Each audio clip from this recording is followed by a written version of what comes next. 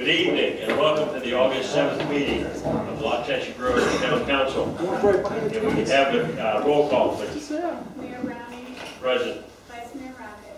Here. Councilman Wilson. Here. Councilman Gerald. Here. Councilman Finan. Here. Okay, if you would stand for the pledge, remain standing for the invocation. I pledge allegiance to the flag of the United States of America and to the republic for which it stands, one nation, under God, indivisible, with liberty and justice for all. Heavenly Father, again, we ask for wisdom and guidance tonight. We thank you for the rain, and we pray for those in this country that are very dry and not getting rain and crops are failing. So we lift them up to you. We pray for those that are serving our country overseas. Keep them safe, we pray in your name. Amen.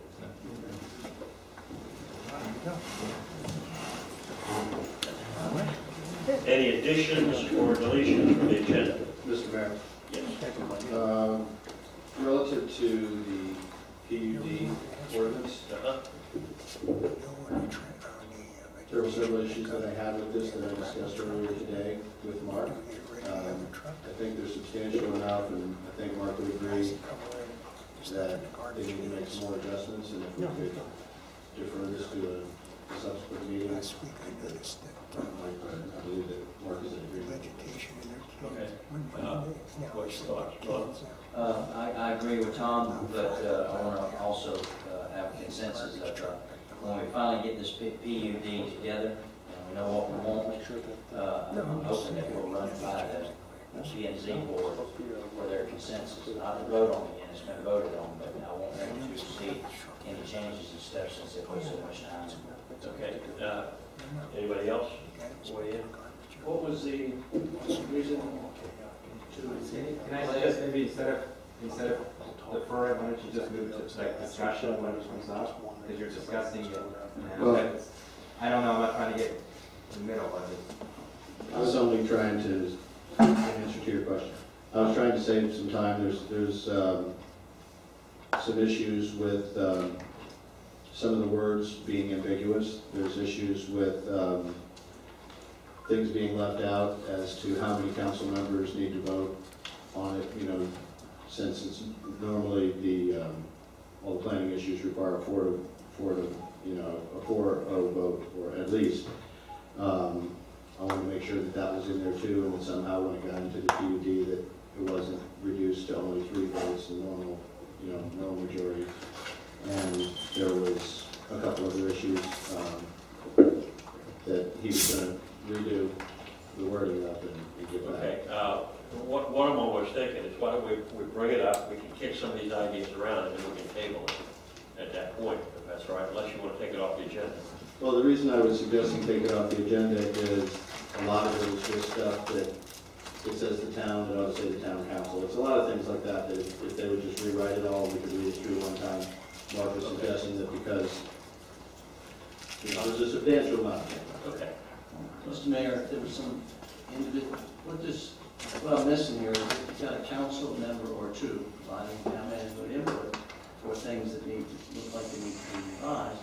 And then I'd like to have a conversation here, and then at least have an opportunity to hear the changes. We can go over them quickly and say, this is this type of thing, or this is an example, if we need to rework that. But I'd rather at least spend a little time, go through it. Let's get a point where we are today, and Tom can take us through maybe the items that suggested we change, and then at least we get a flavor for where we are, since we had a lot of input back last time, and then if we wait another meeting, my memory's not as sharp, so I may lose some of those stuff. So if we go through it tonight, I'd rather leave it on, and we can maybe make it as quick as we can to get Tom's input.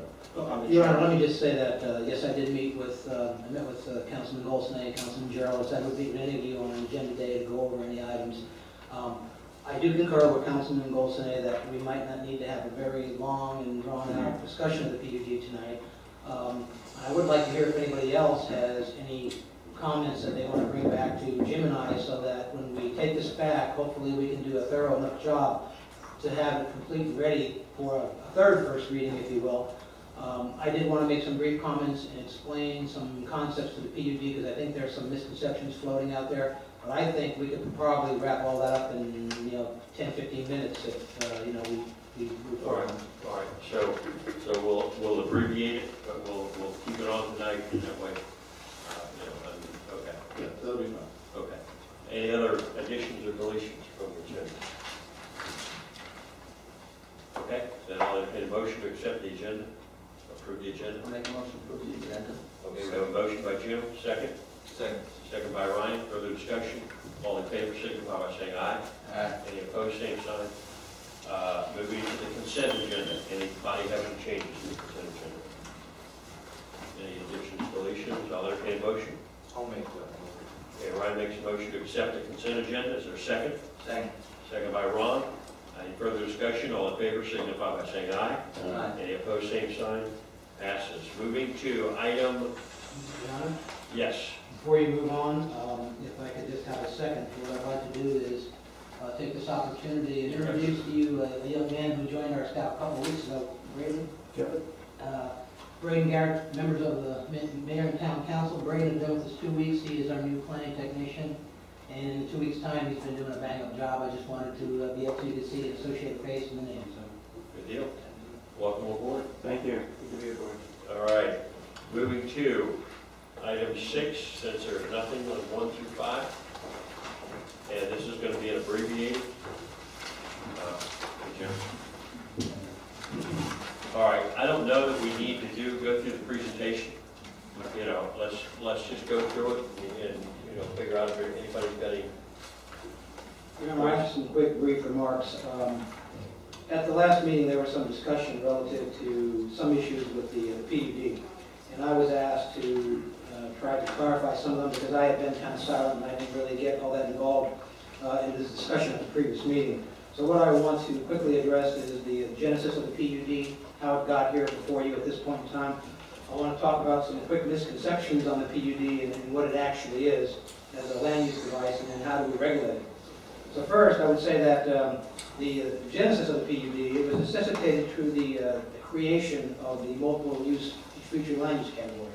And even though at that time the management company wasn't here, Jim kind of indicated to you that there was going to be some kind of mechanism or some kind of tool that was going to need to be created to go ahead and move forward with that.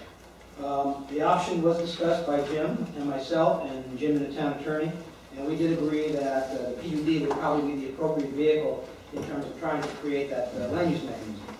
Now, as I said earlier, there have been a number of misconceptions that have been fostered about the PUD, and so what I wanted to do is quickly let you know what a PUD actually is. It's land that's under a unified control. It's planned and developed as a whole or in a single development operation or a program series of operations. It's part of a family of planned developments. I guess you would call the PUD being the granddaddy in point in time because it really found its heyday shortly after the war. But you have all kinds of planned development concepts. You have planned commercial, you have PIDs, which are planned industrial development, you have planned office parks, planned business parks, you even have planned highway interchanges. You'll find a lot of these planned type mechanisms in various codes. Now the thing is, a PUD or any of these planned developments, they're a development technique that is done as again, at a unified control, but what it does is it affords a developer flexibility. That's the key for the developer. Flexibility in design and development. What it does for the government in exchange, it gives you greater control in terms of negotiating and the review process. So I'll talk about that a little bit more in a minute. How is it regulated? It's regulated in many ways. It can be done as an overlay zone in which the underlying zoning, in our case in this town, CLO, controls what happens in the project and the modification of the development scheme. That is what Jim has provided as part of this proposal, that type of scenario. It can be done as a base zone, which basically means it's its own category, planned development. That will be the name of your zoning category, and it's considered to be like a floating zone. And as it's applied for and approved, you place it on the zoning map. It can be done as a special exception or a conditional use.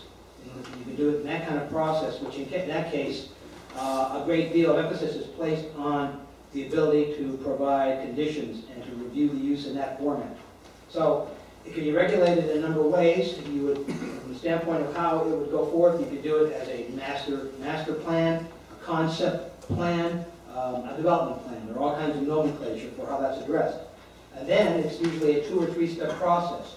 The master plan or concept plan is developed, and then it goes through usually a 1 or a 2 phase type approval, which would be site plan review. In some cases, you can have preliminary and final site plan review. It just depends. Jim, again, has incorporated many of these elements into this particular proposal. As an example, if you use the concept plan approach, then what you're doing is you're approving broad parameters of the PUD, and you really meet all the development details and schemes when you go through each individual site plan. Okay? So, to conclude, and just to give that brief overview of what PUDs are, when you're hearing that the town is going to lose control and all those kinds of things, people just don't understand the mechanism and what it is. You actually provide flexibility to the developer.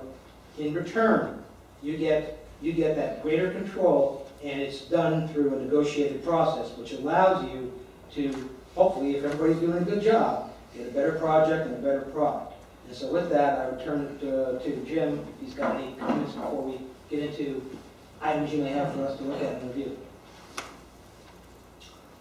Mayor, I think the council just wants to ask questions and discuss it, so I don't really have anything else to add other than the fact that this is a zoning method similar to what the town already has, except it's a much more detailed review, and it requires a lot more information in the PUD process than the town's current rezoning application process does. Gives the town a much sooner opportunity to look at the project in detail than the town's current zoning process does. All right. Questions? Tom, kick it off. All right. First, I'd like to say, I'm convinced that the PUD is a good thing as a planning mechanism. I'm not 100% ready to say that I'm convinced of that, but what my goal is to try to make this the best document we can right now. And I think as both Jim and Mark have pointed out, what we're working on tonight is really a framework. There's going to be individual ones for each and every project that may want to utilize this. So this is not the last bite of this. Am I right? Absolutely. This is just a zoning process. Okay. That when a particular parcel comes in, you apply the process to that parcel. Okay, very good. With that in mind, I do have a couple things that I think we need to make right in this with my name. The first issue that I have, Jim, is that someplace in this document we just confirm that any changes that are made have to be by at least four councilmen in affirmation for any of these changes that are council required changes. I think that otherwise, being that, if we're outside, if we're not in this process, you have to have the 4 votes. So I think that this should also require the 4 votes, and I think that that's important. The council's concurrence is just as logical to me. Okay, what are your thoughts? Let's go take one of them. Let me ask Jim why it would not be in there. Well, it's stated in this PUD ordinance that it has to follow the procedures of a rezoning that are already in the town's ULDC. And part of those procedures is that it has to be approved by a supermajority. So I think it's in there, but we could certainly make it a little more clear and put it in more sections than just the one section up front when we're talking about specific changes, things like that. I think we can add it in there more often, but it's in there now, but it may be hidden. Yeah. Let me say this also, your charter requires 4 for changing the zoning map as well. But what could be clarified is that once you put a PUD, you're not changing the zoning map, you might change some of the terms and conditions of it. So, and maybe that's not a adoption of ULDC, it's an amendment, so you want to clarify that any changes, whether it's adoption or an amendment, requires 4. Yes. Okay. If y'all are, then I think that should be there.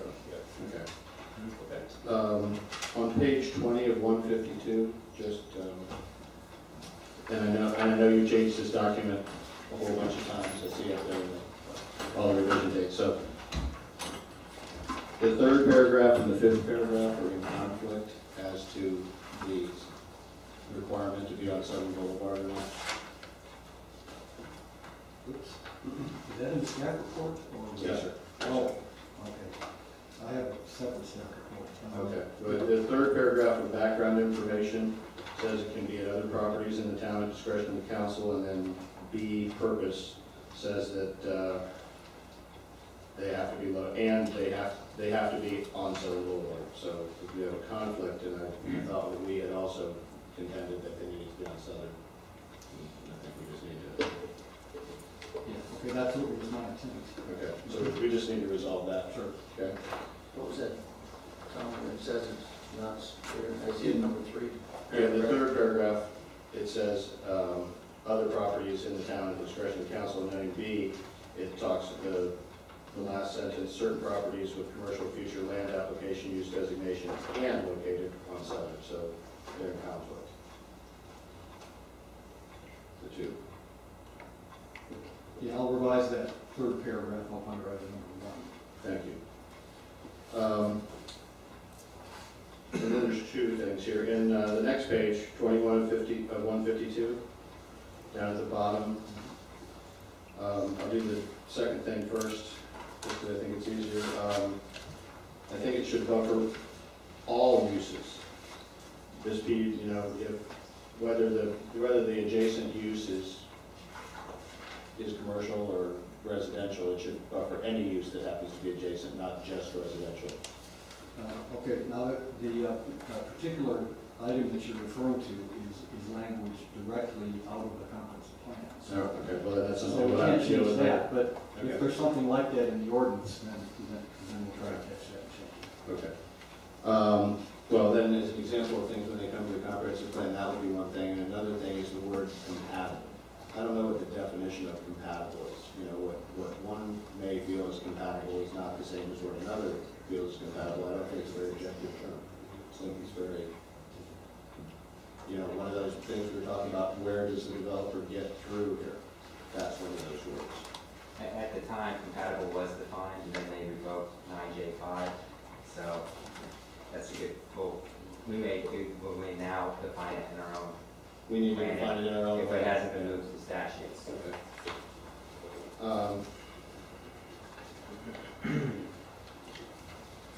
Jump a couple pages here.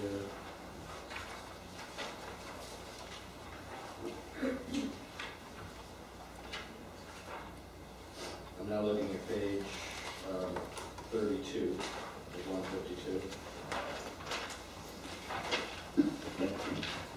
And I guess we're back on the same screening and buffering issue on page 6, item 6 here. I think it would be nicer if it just said screening and buffering of adjacent areas from PUD components and leave that residential and non-residential out of there if people are in agreement. Do that again. Number 6, Yeah.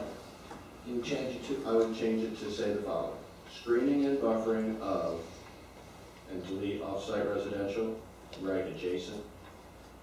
So it would say screening and buffering of adjacent areas from PUD components. And that would just require that the PUD itself has a perimeter buffer, and then whatever's going on inside of it, we decide that all these PUDs should buffer themselves and be separate from other uses. Jim, would you comment on each item? Yeah, well, that, what Councilman Wilson is suggesting really is, I guess, is the intent of that. We were, I guess I made the assumption that all of our, or most of our resident, commercial projects would butt up against residential areas. So I was most concerned about that. But if you want to put in all adjacent areas, I mean, that's a little more more protective of all property owners, so I totally agree. I think that one might be one we'd want to revisit at the time, because if they are compatible, or if they're going commercial, we might want to opt for a little heavier buffering. Right, somewhere else and let the parking lots blend or something, but it really depends on the site plan we're talking about. Yeah, that's right, and the master plan that's associated with this ordinance does give the flexibility to specifically look at those issues on individual parcels. Okay. Also on this page, there's number 1, 4, and 5, probably should add the word council to the end of the paragraph, and that approved by the town council, so that we see who's doing it. Yeah, that certainly was my intent, to have the town council approve everything that wasn't specifically approved by the town manager, so that If we could just have it either say town council or town manager, then we're not in a gray area. Okay. And the other thing, and this is a more, certainly everybody should opine on this, but number 3, Again, page is. same. Number 3 on the same page requires that it be at 400 feet wide, and then I'm assuming you were thinking 400 feet deep, though you have the word depth in there twice. Yeah, should be. But I understand what you meant. So what we're saying here, 400 by 400, which is essentially a 4-acre or smaller piece. And I'm thinking that especially along Southern Boulevard, and we have roughly a line that's been talked about before, of Citrus, of the line that's been drawn for the 2 properties so far for commercial is 750 feet north to southern. If we only go 400 feet with this and don't require them to go all the way in, we're getting pieces put around, we have pieces behind other pieces. And I don't think that's what we're looking for. I think we're looking for a more uniform development through the area and not. So I think that what we need to have is a larger minimum than 4 acres. And maybe we want to say 600 by 600, or has to go all the way to that 750 line, because then you would be in a point where you could get the stuff that's on Southern to be buffering against residential. But otherwise, this front guy's going to buffer against nothing, and it's the guy who's behind him with a less valuable property who's going to be buffering against residential if he ever does it, and I don't think that's really, what we're trying to do here. We're trying to get some, if we're going to use this tool, we're using it to create a better project, not mishmashes, which is what we have now. So I think we need to make that a larger size. Yeah, I had 600 feet width in the last draft, and there was discussion. The minimum depth that I had was 450 feet, or a depth deep enough to encompass Citrus, Tangerine, right. And then there was discussion about taking Citrus, Tangerine out. So I took that language out and revised the minimum width to 400 feet. And it is a minimum. It's not. It doesn't say that it shall be a maximum or only. It's a minimum width. And the reason that I went from 600 to 400 was that we have to have enough width along Southern Boulevard to allow each of these properties to utilize access points as defined by the Southern Boulevard State Road Access Management Plan. So it's got to be a fairly substantial width. Under the current zoning ordinance, the CL and the CLO, the minimum width is 150 feet. So it is theoretically possible for property owners along Southern right now to come in with 150 feet, 150 feet, 150 feet, 150 feet. So I've got a number in there that is bigger than that which is currently required, but also probably allows the Southern Boulevard Access Management Plan to be utilized. I would feel more comfortable with 600 myself, which is what I had in last time. That would pretty much guarantee that the Southern Boulevard Access Management Plan will be implemented. I had a minimum depth of 450 feet from Southern Boulevard in the last draft, because I went along all of the frontage properties on Southern Boulevard, and I measured the shortest distance to Citrus, which is 450 feet. Now, that varies all along Southern Boulevard. In some places it's 700, but in one area it's only 450 feet. And that's why I had the 450 feet in there, because on that smallest property, we could still have gotten the Tangerine Citrus right away. So that was my basic thinking on the way I had it last time. I changed it this time because it appeared that the council wanted to take out the reference to citrus and tangerine, and also include language to make sure that the depth was at least as deep as the width. And that's why the 400 feet is in there. But like I said, I have no problem with 600 foot width. Okay. You want to go with 600, Tom? Yes, I feel better with What are your thoughts, council? I like 450 and 600 because I don't like the idea of taking citrus and tangerine out. I've talked to a lot of residents and they look for, if any development goes in, they look to reap some benefits from that development as far as a decent road and stuff like that. So to me, 450 and 600 sounds good. If it So 600 width and 450 deep? that'll keep citrus and tangerine in the picture. Okay, if we had, if we worded a minimum of 450 foot depth, yes. Properties that where the right of way is more than 450 feet, they still could come in then for a PUD where the property does not extend up to the citrus right of way. And that's where this issue gets real tricky, because the right of way is uneven. And if we have one number that, in terms of the depth, that may exclude some properties from getting to citrus if we want to keep citrus in the equation.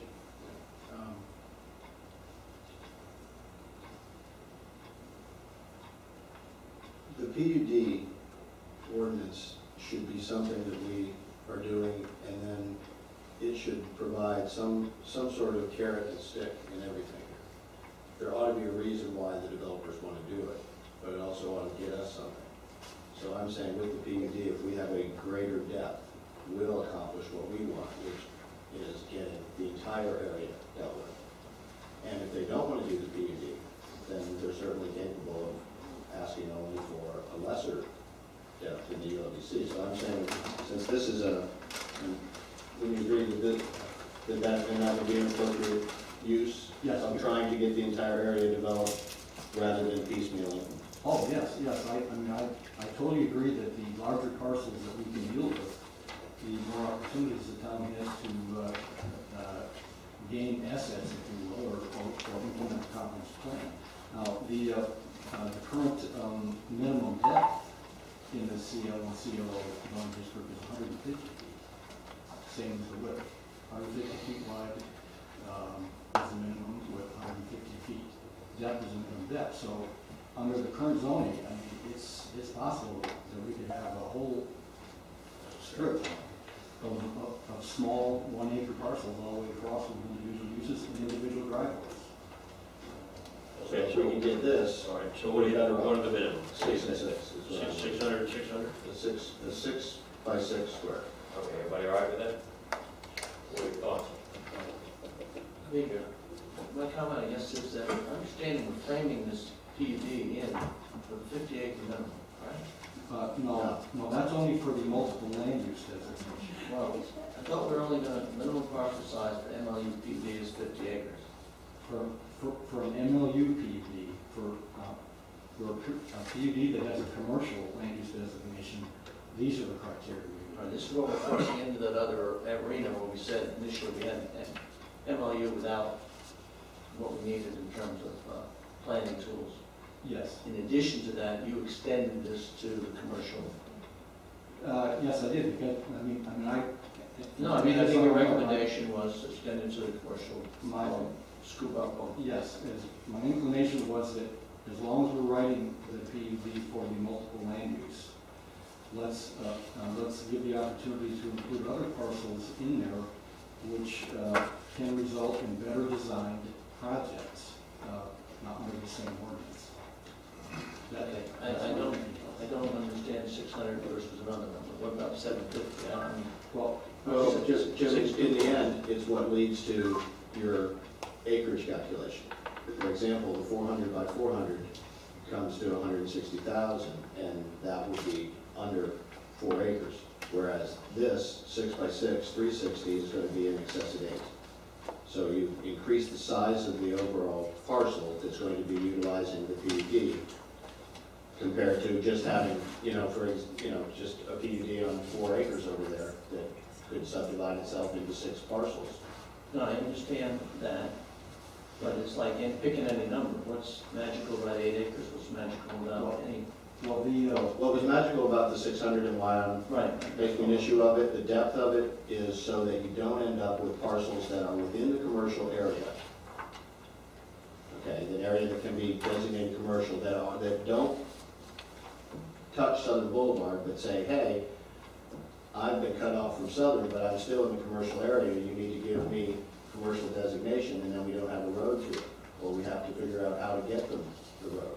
And there's a substantial amount of back properties that are within the area along the Tangerine Citrus corridor.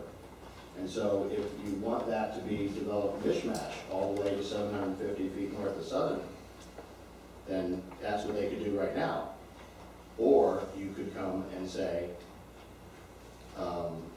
you need to have a PUD of at least this many acres, and you encourage the landowners to go together and put several parcels together to do this, rather than everybody going separately.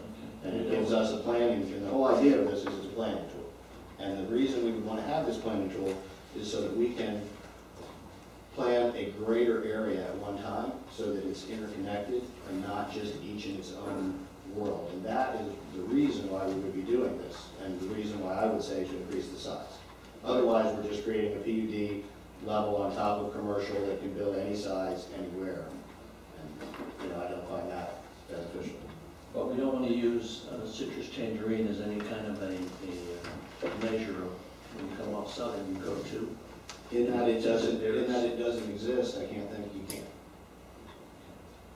But the possibility would be there if you go to the 600 feet, correct? The 6 or the 7. yeah. The 750 A is group the of one. people that were adjacent to one of our roads wanted to do something like that with their property. Well- And plan it in with everything else. Yeah. If we have a minimum of 600 feet, that doesn't preclude it going further to get to Tangerine.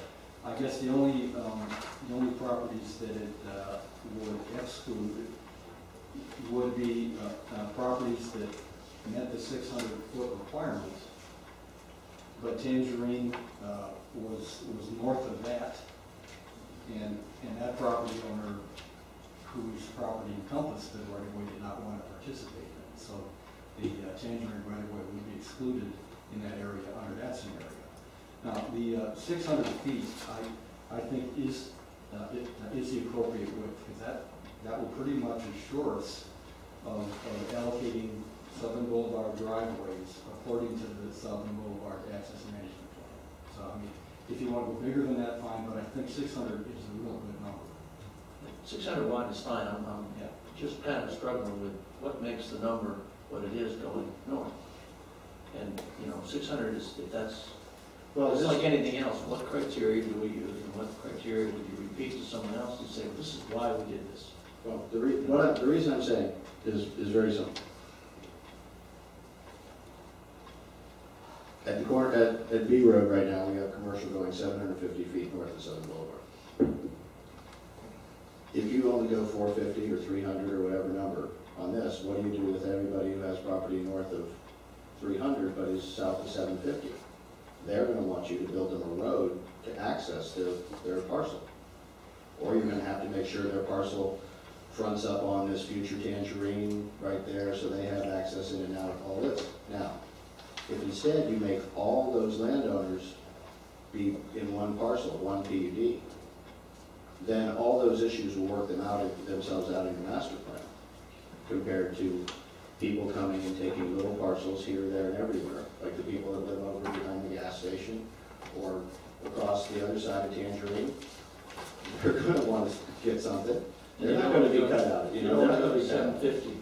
You don't want to go all the way to 750. If you want to say 750, that encompasses the whole commercial square and it can't go any further. There's certainly logic to that, and then you have no islands of cutout. Well, that's what I'm asking. Well, that would be- I don't know if it's the best answer. but If we go 600 to 750, is that what? You do 750, you're able to, then that PUD It has to takes out buffer to the the residential. It takes out. Has to buffer the residential use.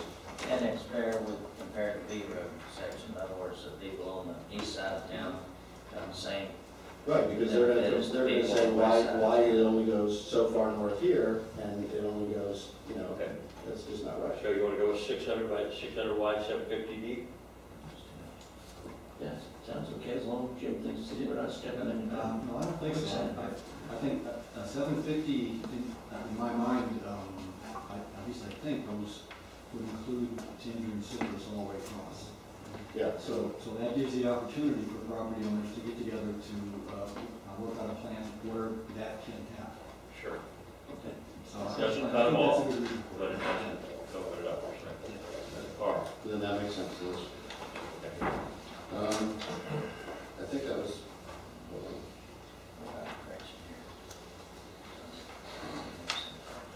Yeah, and you do have the correction where it has double depth, you mean to say width. Okay. Yeah. Noted. One other thing I guess I was looking for on page 35. And it also relates to something on 36. In the things that we like, I think that I would at least like to see, I'd like to see a natural areas inventory of what's on any of these parcels. And then on page 36, I'd like to see on number 9 there, indication of existing native vegetation that will be preserved. I'd like to know what about the stuff that won't be preserved and what's the plan to mitigate or make up for that. And also, in that issue, I'd like you, if you could, to speak for a minute about how do we permit people to remove native plants from these properties when our codes require the preservation of these. And our comp plan, I think, is very strong on requiring, preservation of existing native plants. So I'm just wondering how we permit removal. Well, we have the town's environmental ordinance, which is really quite a detailed and specific ordinance where we have to do native plant tree inventories on the survey up front, identify which native plants are going to be taken out and how you're going to mitigate for them. So I think that the fact that that ordinance is already in place, I mean, even though we have a PUD, an applicant would still have to meet the requirements of that ordinance. Okay. Let me ask you then, just on that subject, when are the current applicants that we have going on right now, when are they going to show us the tree inventory and the mitigation plan? Because I haven't seen that, and we seem to be pretty far along in the process with those guys. The only one is, that I'm aware of is the office project down by the hospital there, where we've done some extensive clearing. I'm talking about, like, is there a plan for the college? They're going to give us a tree, anything I've seen, for example, for the college was a very basic environmental report. It wasn't a tree survey, and it certainly wasn't a mitigation plan. So is that something that is going to come, or how do they get a permit to take out all the trees on that property? Well, the way it's structured right now, they do their own permitting, and I. Okay, that's what I thought the answer was. Okay, no, we're not going to go there tonight. I guess, and the last thing on this, for sure. Page 37 of 152. Item 3, 4, and 5. I think that is another location for somewhat of the weasel words, as in the general character, the appreciable effect, and the substantial. You know, in lieu of a definition for those, I think that's where they drive their trucks to. Okay. I think in terms of number 3, we can identify items that cannot change. Now, I understand. I mean, we could Or if say, they do change, that will, by definition, change the character. right, and what I'm thinking is, if it just said change the content, isn't that what we're looking at? Because I don't see how you can change the general character without changing the content.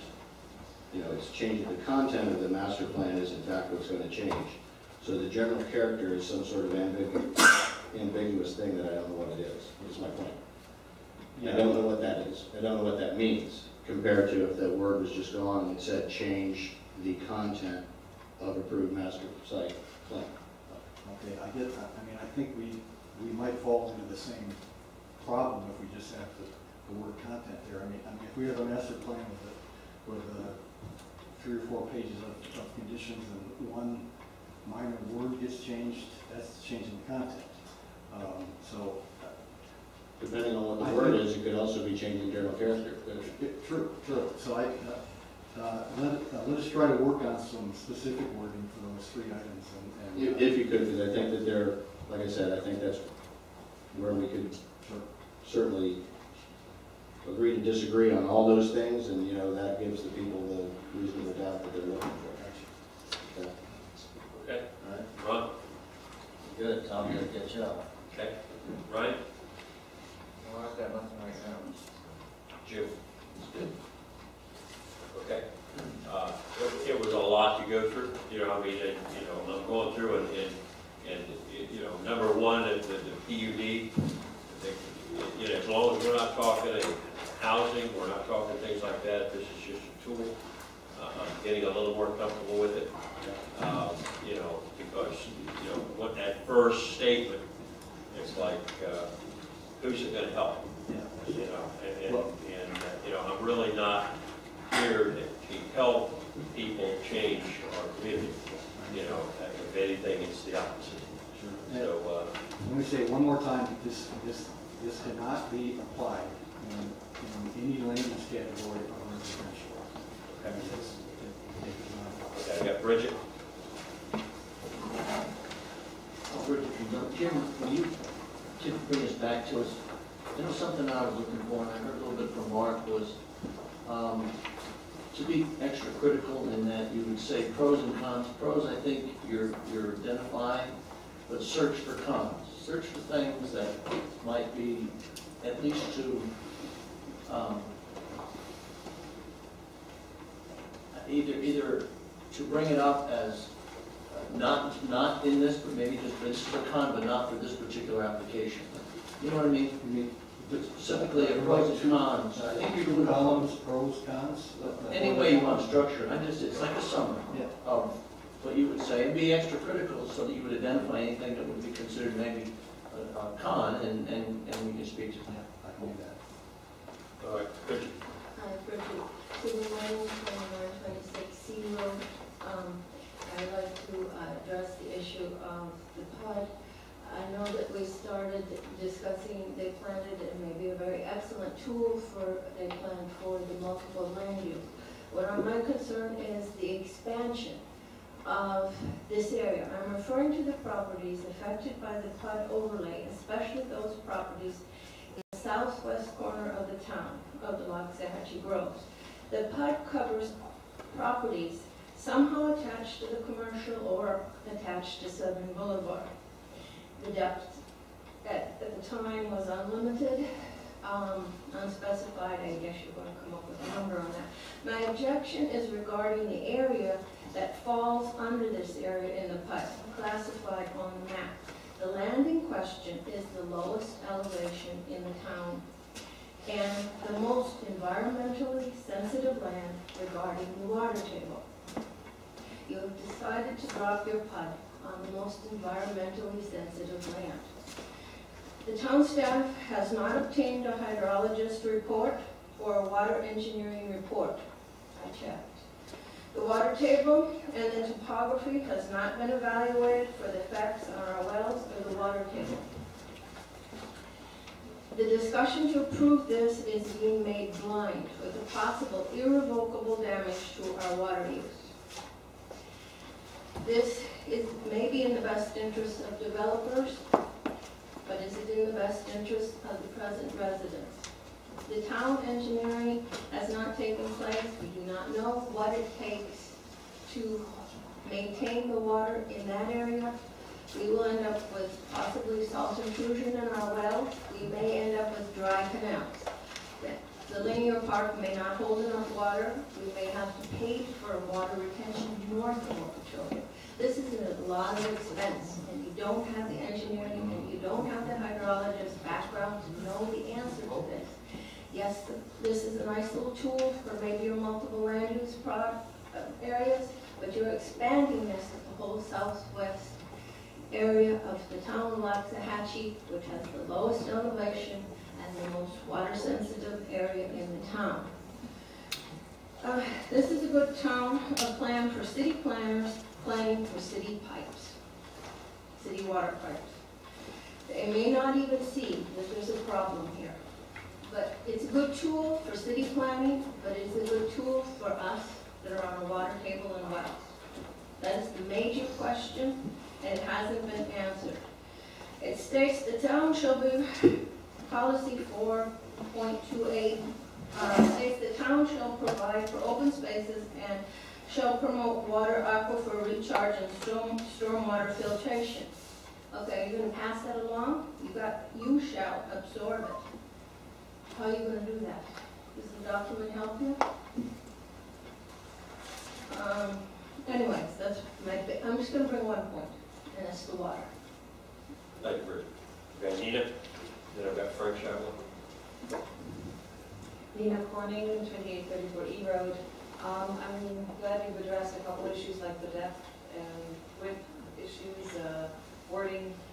The staff says this is to achieve various planning opportunities. Opportunities for whom? We still haven't come to some sort of agreement of how much commercial we will have. We not only have commercial in this, but CL and CLO equally.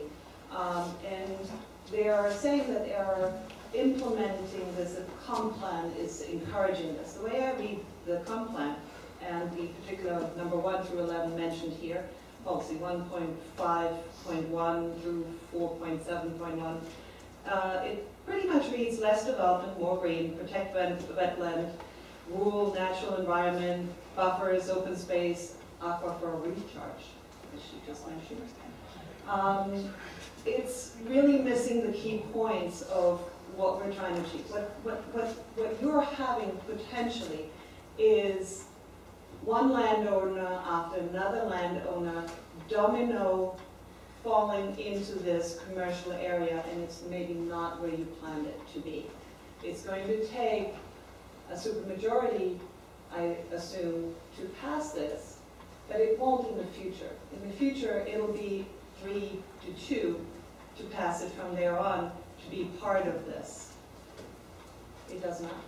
You still need a supermajority from then Yes. to go and become.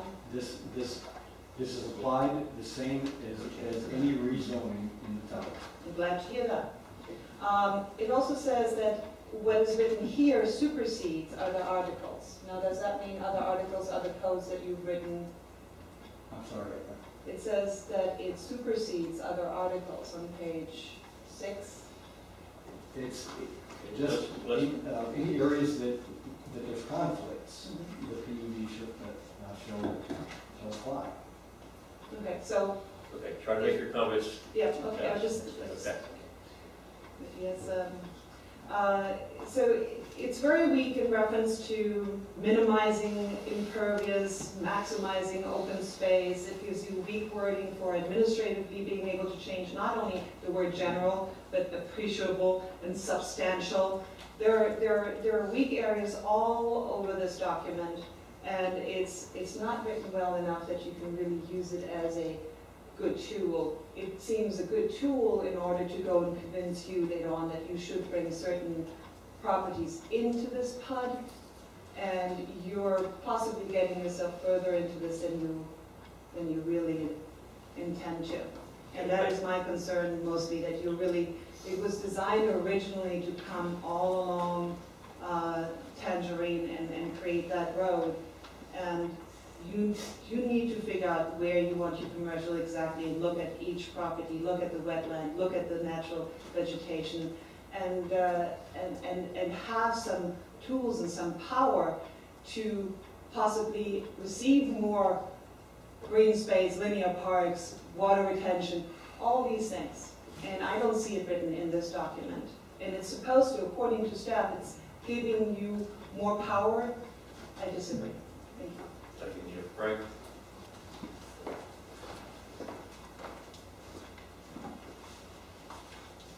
Frank Shovel, Marcel Boulevard. Just something really quick. Right next door, we have a PUD that was approved by the county 25 years ago, maybe even more. The problem we have is that we have a section that's behind the post office and the A&G that really looks extremely terrible. That's part of the PUD. There needs to be a time limit. I don't know if there is, but there needs to be a time limit when we approve these PUDs that it gives the owner knows that they're going to have to build it, and if they don't build it, it's going to revert back to its original zoning. So the only way that we can go and keep this from happening further down Southern Boulevard, where you have a section of it built, and then phase 2 or phase 3 or whatever, comes along 30 or 40 years later, and they don't maintain it at all. Thank you. Thank you, Frank. I forgot one point about Can you make it quick? Very short, I promise. Regarding the buffer, remember that you're not only buffering residential, you could be buffering. Thank you. Mr. Mayor? Yes, If Tom. I can follow up on what Frank said, I agree with him, and I think that we as a council will need to address, once again, people come to us and they ask for us to give them the zoning, and often it's speculative. Often it's actually how we go project, but often it's speculative, and I think that what we need to do is we need to impose a little bit more requirements on the commercial end of town to make sure that, number one, they keep up their landscaping and keep up their picking up the beer bottles and all the other stuff that goes on around here. That, we step it up a little bit, because it really, it's sort of third world when you look at this plaza and you come over here in the morning before it's been cleaned up, especially on the weekend. It's something we need to deal with. Okay. And people are going to have this speculative situation where they all want to get zone commercial. They need to clean up the exotics, clean up the tires, clean up the trash that's on these properties. And I think the idea of a time limit is excellent, so that it's just not open-ended, and somebody's out there shopping for buyers 15, 20 years down the road. It's zoned commercial. Yes, we have a provision in the zoning code now that once it gets zoned, you have 18 months to apply for a site plan, which is the next step.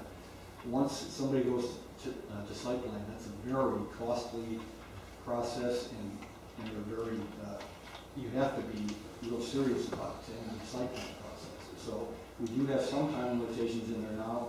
We probably could strengthen them a little bit in this. And Mayor, could I just respond just real quick to some of the comments? I'm sorry. The PUD does not apply to any particular parcels right now. This is just a process. And in terms of all of the environmental concerns that were raised, the land development process has three basic components: land use designation, zoning, and site plan approval. And there are other environmental and other permits from service providers that have to be provided along the way. All of those issues that were brought up are addressed in this overall process. everything, every single permit that is required is not addressed in the PUD. This is just a zoning process. So those things will be addressed. All right. Any other comments on this? When those things are addressed, the developer pays for it, right? Yes. Road studies, hydraulic studies. Yes. All right. Everybody all right with 6? Moving on to 7.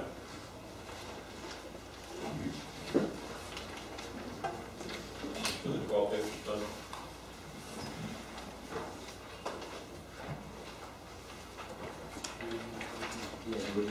Let me go ahead and read the resolution. You want Okay.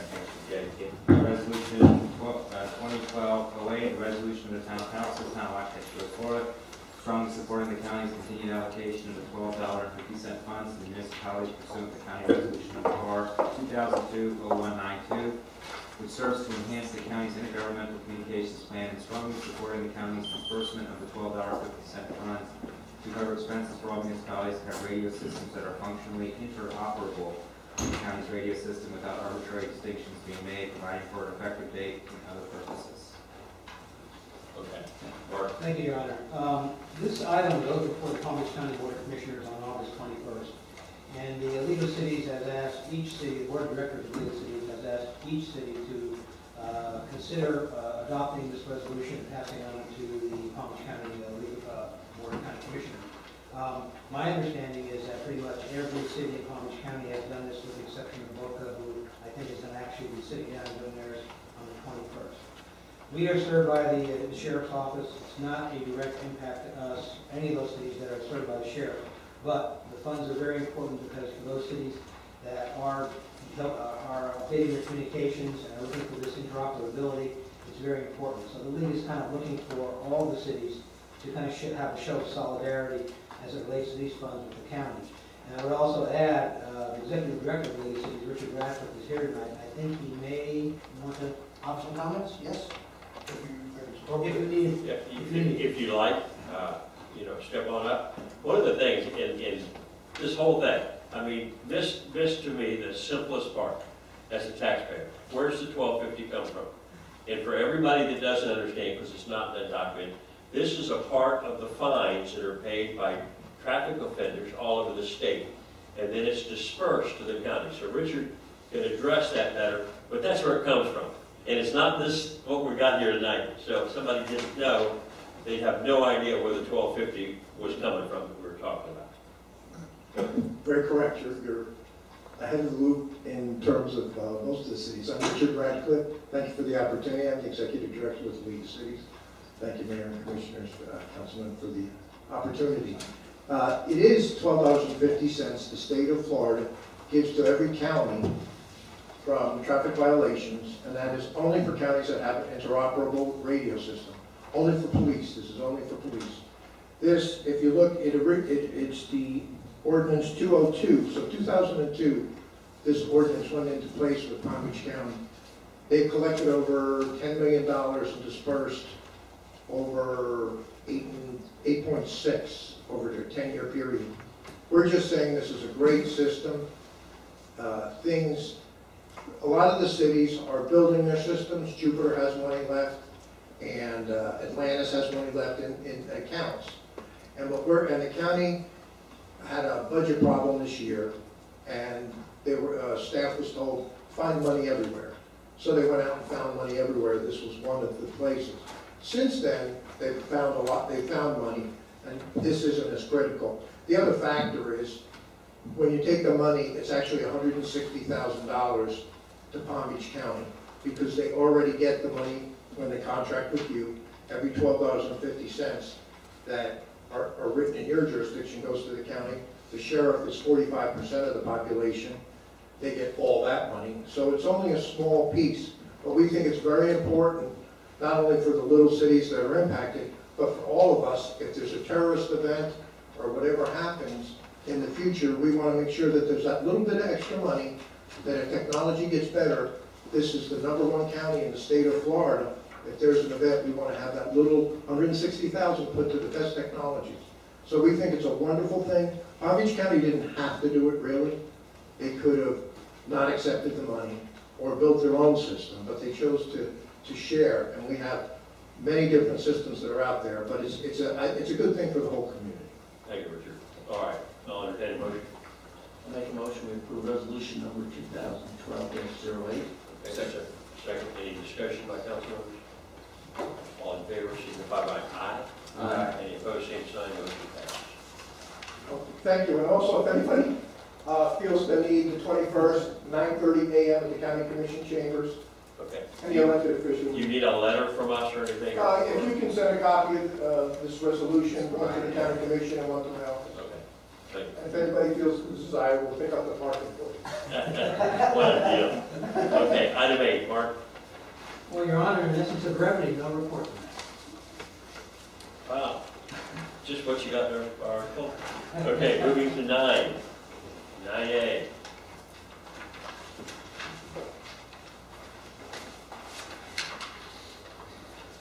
Might be a rocket acid. This is a follow-up to last meeting when I gave you guys some requests as to go visit and drive, and I'd like to bring it up again and see if we can't move it forward. Presumably, you all had an opportunity. One of the things I mentioned then was that, last meeting was that the variety of vehicles is really important. If you have one vehicle that drives up and down the roads in Loxahatchee, that works fine. It may not be representative vehicle that, you really need to check. Anyway, point being, I've tried to do a number of different vehicles. The biggest issue, I guess, that I found with the speed humps was if you have a nursery vehicle, commonly considered called a box truck, wheelbase that varies a bit, but going over speed humps on any of the roads, you need to go 10 to 12 miles an hour, in some cases less, because if you have a loaded truck with plants, you don't want to have that second bump knocking the plants off shelves onto the floor. So it doesn't work for some larger vehicles. So the reference to these sites was, and I know that they work much better for a number of vehicles, be it larger trucks, be it larger pickup trucks, dualies, and those are those are things that represent what we have in Loxahatchee Road.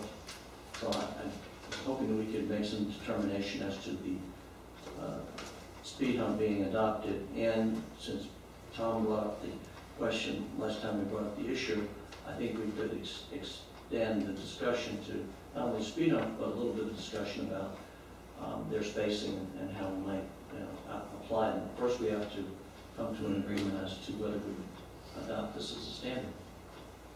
Okay. Council members. We'll have some comment first, and we'll, any comments? I mean, the speed, if nobody else, the speed hump over there in the acreage is beautiful. My concerns are several-fold. We don't have a canal against the side of the road. It's right there at a stop sign. I'm on D Road. I don't like the speed humps. I don't like the signs at the speed humps. But at the same time, I see people going 50 miles an hour over. And so I have a concern safety-wise of anything less. Then all of a sudden they're right back on the 60. So, and then the other things are practical things. Do we go down and take them out? Do we reform them? Do we grind them down? Or do we so I mean, which is that? So, Personally, I think the fewer speed bumps, the better. I think that, the anecdote you point out, if there's still people going 50 on them, I mean, what do we have to do? Just put them every 15 feet, and then are we actually just driving on top of them and flying over the in-between parts? So, you can't, if people are idiots, you can't fix it. I was at somebody's house on E Road the other day, and I nearly got crashed by somebody when I went to pull out because they were going 60 on a non-speed bump road. But, so personally, I'm not convinced that speed bumps really do one thing, one way or the other, but I would be in favor of less. To me, less would be more, and certainly getting rid of those signs. When I look from my house, I can see all the way to North Road. It must be 700 yellow signs. As I look north down C Road, it's insane. So I don't really like the look. It would have cleaned it up a lot more to have a nice Trojan road without all that yellow that goes with it, so. Mr. Mayor, comment if you would, the idea is recognizing safety, absolutely. Great point you made, you know, still go 50, so, you know, how do you stop it? You know, maybe some vehicles, you know, they're rear end fall out eventually, but you're not gonna stop them. Whether they go 60 on dirt or they could actually probably go 60 on mountains currently. The point was, for those that do obey the speed limit, and they have to go 12, or something less than 30, you know, less than 25, the change to a new standard. Now, what we do with the new standard is another discussion, but it's to have something that I think works better, and it's something that you can go test. You can see it, feel it, try it, and if you go too fast over the speed humps I suggest you go look at, you have a similar effect as what you have on the ones we have now. But the ones that you want to look at are more user-friendly to our community, to the types of vehicles we have.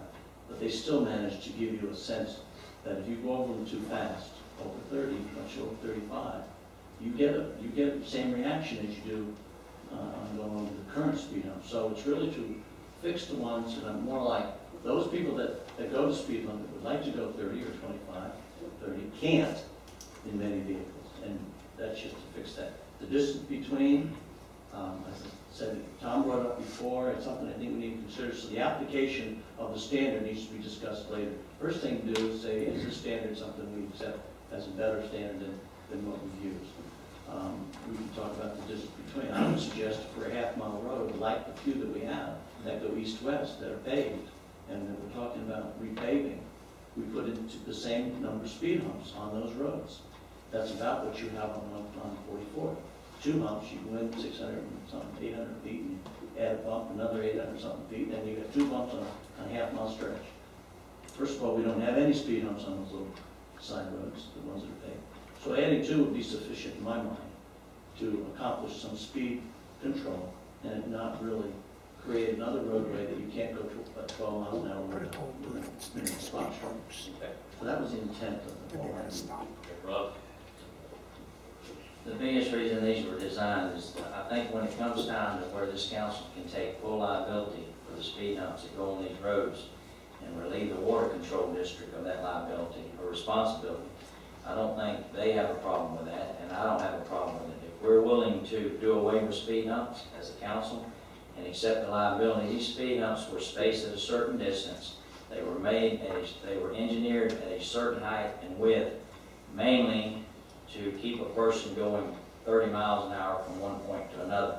Now, we all know, and Lieutenant Combs is aware of a young man in a red Bronco that almost, or a Chevy Blazer that almost sideswiped a young lady and her child the other morning north of A Road on A Road Extension. This guy's into drugs, he's into everything, and he almost killed a young lady that I was an eyewitness to at Okeechobee and A Road. But still, I know it's not the sheriff department's fault, but still he's out there running free and driving like a maniac. And I've seen numerous, mostly young people though, they'll run 50 and 60 miles an hour over these speed humps. I mean, they just take off, and apparently they figured out how, they've engineered how they can fly over these speed humps. The thing about it is when they end up in the canal, when it comes to court, when we have to go fight because they want to sue us because of our speed humps and our pavement, I think we stand a better chance in court winning our case when we explain to the judge that basically these are less than 30 miles an hour humps. Okay, my biggest problem is if we re-engineer the speed humps, and I like that, I've ridden speed humps, speed tables all over. Sycamore, Clay called me the other day and wanted to find out some humps that he could ride or an engineer could ride, and I recommended Sycamore.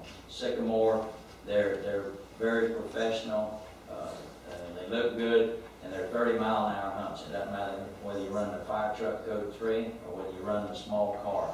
They're 30 miles an hour, and I like them.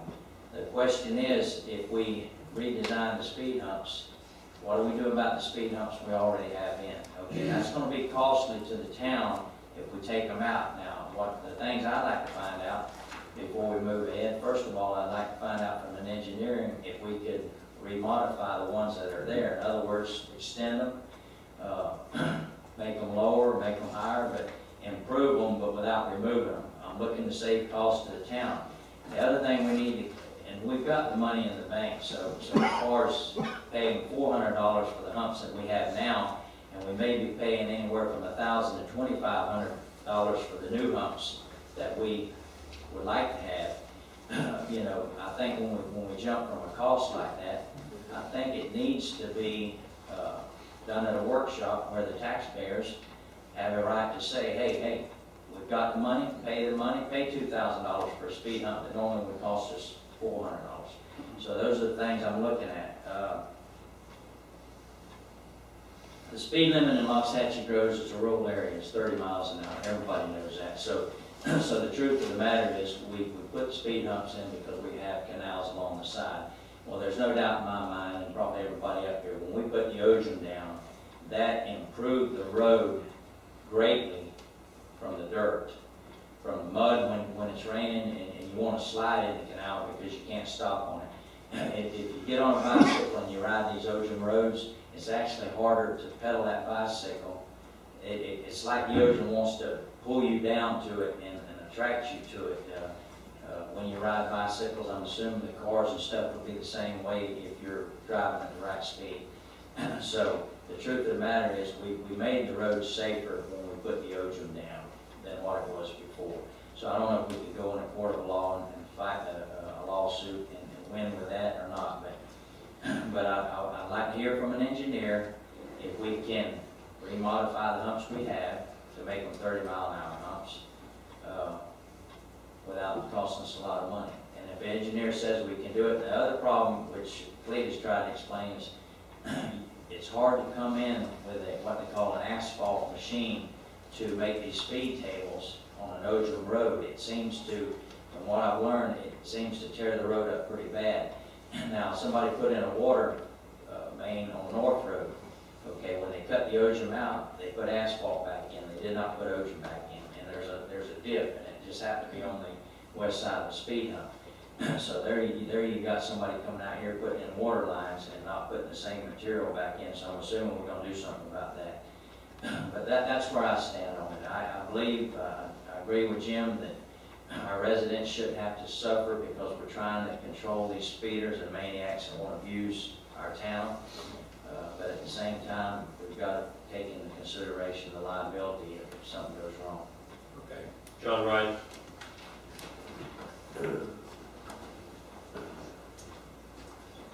John Ryan, 3508 Bay Road. I've ridden the larger speed humps on Sycamore and this afternoon on 44th. I've got a 14-year-old SUV, changed the shocks about 8 years ago. I could take them at 40. I noticed a bump, but I could take them at 40. The district really gave a lot of thought to how we were going to deal with improving the road surface and controlling the speed and the risk. Down 44th or Sycamore, you just don't have canals right alongside with no guardrails like we do. I think that people just need to understand that these are rural, local roads. There's no standards. In some places, they're one lane wide. We can't control totally reckless people. But what we've got is a combination of a professional engineering consultant and the Institute of Transportation Engineers giving us the dimensions of a speed hump and the spacing to control speed. Now, we've had lawsuits on dirt roads, and we have to, from the district standpoint, defend responsible maintenance. We've now got much improved road surface, and the speed humps and their spacing and their design and the testing and the engineering background is our legal defense. Now, speed humps are traffic calming devices, not control devices. So what I think is logical is timing this so that we have our workshop in September we seriously look at turning any of the Ojum roads with speed humps over to the town. That lets the town take the risk and lets them make the decision. But right now, legally, I'm not sure the town could legally require the district to change the spacing and the design of the speed humps. And the district's board of supervisors, like I say, get a lot to the lawsuit risk and the objectives. And I drive a box truck just like Jim, and yeah, I do go slow. It is 10 or 15 miles an hour, and you notice it. But I think that the best thing is for the district to realistically look at turning Ojum, the speed humps or table roads over to the town at some point, and particularly if the town pays for collecting canal and the town supervisors work on South B Road. I think, we're more and more getting to the point where most of the district roads are going to be capable of being turned over to the town and subject not only to the town's traffic control, but the town's responsibility for the roads. And I think that rather than have two bodies with different views on risks and responsibility, that moving to this turnover to the town and letting y'all make the decision in the future is the right way to go. Thanks, John. Mayor, Yes, I would concur 100% with John. and I agree. We're talking September? Yeah, Let's kick it around. third week of Yeah, September. we'll kick it around then. You're all right with that, Jim? And at the same time, I mean, we see the example of what they have over there on Persimmon. And at some point, I think it would be good to get somebody to look at that and see what we could do. Well, make a couple comments. My request was quite simple and limited. I didn't say redo any of the lettered road speed humps. Oh, okay. I didn't, That's what I thought it you were- didn't say do that. Okay, It said adopt the standard. gotcha. That's looking forward. And the next thing I thought we might see is that as we get into collecting canal, we might consider, what it is we're going to use for speed humps, how far apart, why not. Okay. These are also designed and implemented by an engineer to make it 30 miles an hour. So you have a county that implemented 30-mile-an-hour speed humps. And we have a little town like Apache Groves engineering and administering 30-mile-an-hour speed humps. They're both done by engineers. Personally, I guess I might go where the money is and think that maybe the counties might be a little better, but I'm just trying to apply it to the vehicles that we have. And you have taken everybody that has a box truck and you penalize them. When I went down a dirt road before, I didn't go 30 miles an hour, but I didn't have to go 12. And I didn't have to worry about stopping and starting going over these things because of the load. So we've done things to the people that want to follow the speed limit, but we can fix that going forward. Before we make any assessment of changes to what we already have, certainly we need a statement of cost, and we're going to make some decisions on that. This is just today what we think is a speed hump that's acceptable to the town. And when we start to apply it, then we have to decide where we apply it. We're not telling the water control district to change what they've done. Not yet, but that's something that we can talk about. I tried to get us started down this path. This, I think, is a better answer.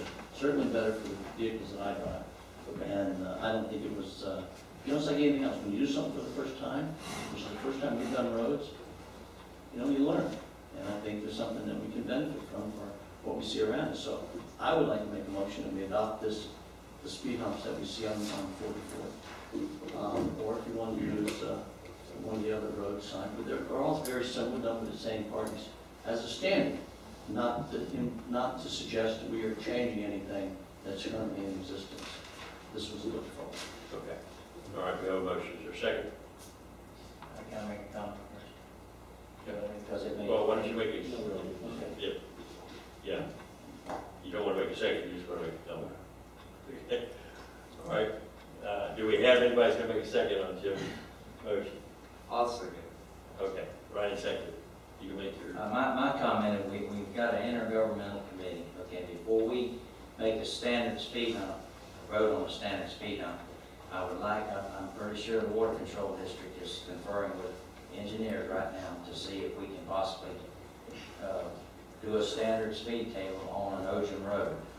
So I would like the intergovernmental committee to not wait till September, but put it on the agenda and work with the water control district, and hopefully you can come back with an answer saying, hey, it can be done. And then we would vote on what kind of standard we wanted.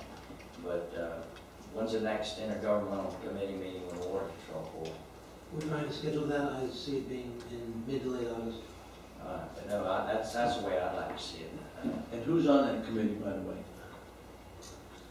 Participants of that meeting would be you, Vice Mayor.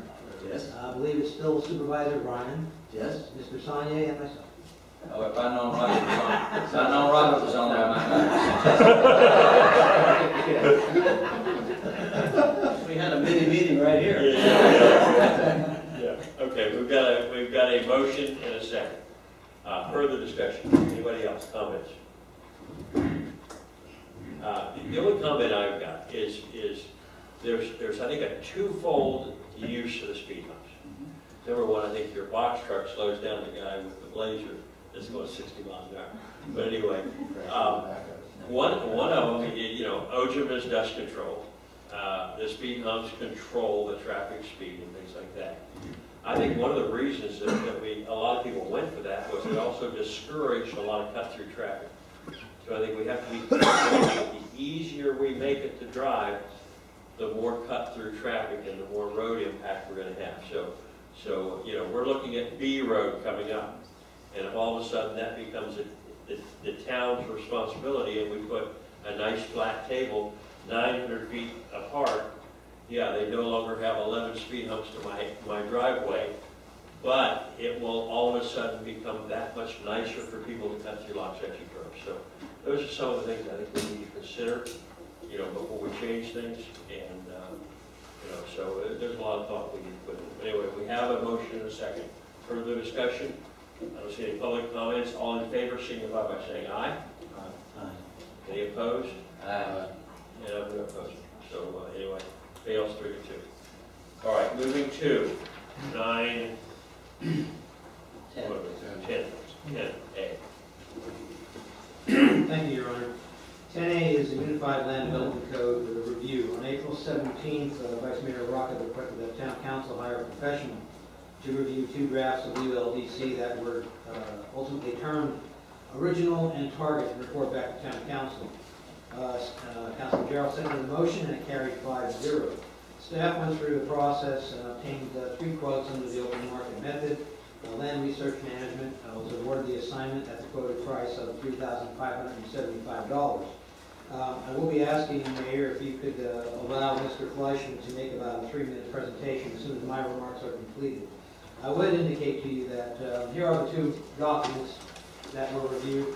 I do have these in my office. I would encourage the council that if they have time, they can come and take a look at these so they can see for themselves. I know the information that Mr. Fleischman has provided to you is very detailed and has a lot. It's heavy. I think you might need to take some time. I don't know if there's any action required tonight. If there is action, I think it's a receive and file report possibly. I would say that as a recommendation, though, that I have to you, as you know, we have made a business, we developed initiatives that we brought to you, and then you rank those initiatives. And of course, you all indicated in past meetings that the ULDC review is one of those priorities.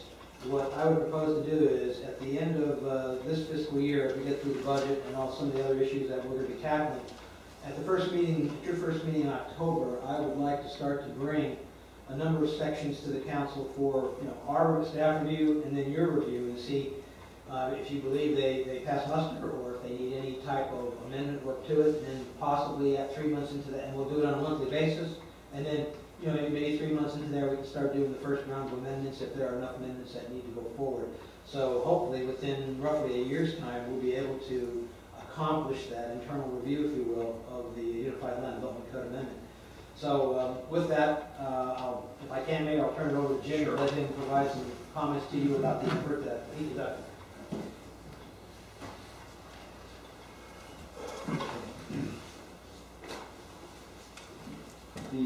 that, as Mark stated, we had, our task was to look at two different draft versions of the ULDC. One that was titled Original and one that was titled Target. And our task was to identify the changes that occurred in between the production of those two drafts. Mr. Mayor, could I interrupt for 1 second? Yeah. Could we make the point that neither of these documents are in fact the current ULDCs? Okay. It's just so everybody understands, Yeah. these aren't what we're operating under today. These are just two drafts that were on the road to. All right, these are not, we're not starting with the original, that's our ULDC we have right now? No, these were two versions of the draft. And our task was to compare the changes between the first version and the second version. Jim, let me interrupt you if you would. These are exactly two drafts. The difference is that this was a draft that was submitted by his council with a lot of changes in it. We then got back a response to our request for implementing all these changes into the next draft that we were going to work with. And what you've seen in front of you is 16 pages of things that we asked to be made, that were not included. That never made it in. Never made it. So then we went forward with that draft as the new draft to look and work with, and made other changes as we went on. Now this was later in the process, so there's not that many changes after this point in time. But the point was, this came up, if you remember, when we were doing the ULDCs, and Larry Lefkowitz came up to us and said, hey, you guys made that change. How come it's back in the way it was? And at that point, I had written a note to then current manager, town manager, and I said, I don't understand how that could happen. And my suggestion was somehow the versions got screwed up. Not that we were putting something back in, is that we didn't make the changes that we had requested. Well, that seemed to fall on deaf ears, but we went on. We made the fixes that were identified by Larry, going back into the draft, and we moved forward and eventually got to the ULDC. But what you now have in this comparison is not something we're going to act on tonight, it's something I think we need to take the next step on, is that these are the things that were not transcribed into the next working draft, but were council approved. And then as we go forward, if you compare these things to the final ULDCs, you'll see they're still not in there in many cases. So the things that we had authorized did not make it. So we've already said put them in, but now they're not. So what this exercise did was identify what didn't get in that we approved. Okay. So when you go forward at some point, I'll come back to what I think we get out of this and what we can do as the next step. Okay, well, Here's where I have a problem. We all voted on it, we wanted to move ahead. Where I have a problem is underneath those two stacks of documents is our book that we work by the ULDCs. Okay, that was supposed to be the final draft after we paid thousands of dollars. So the target version, to me, should have been compared to that book. Okay.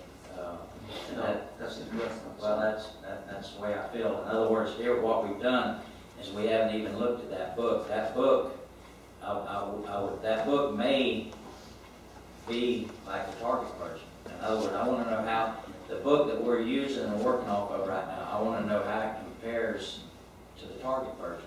You may be surprised, and I did a little bit of looking, you may be surprised at how the book compares more to the target version than the original version. So that's where I have the problem.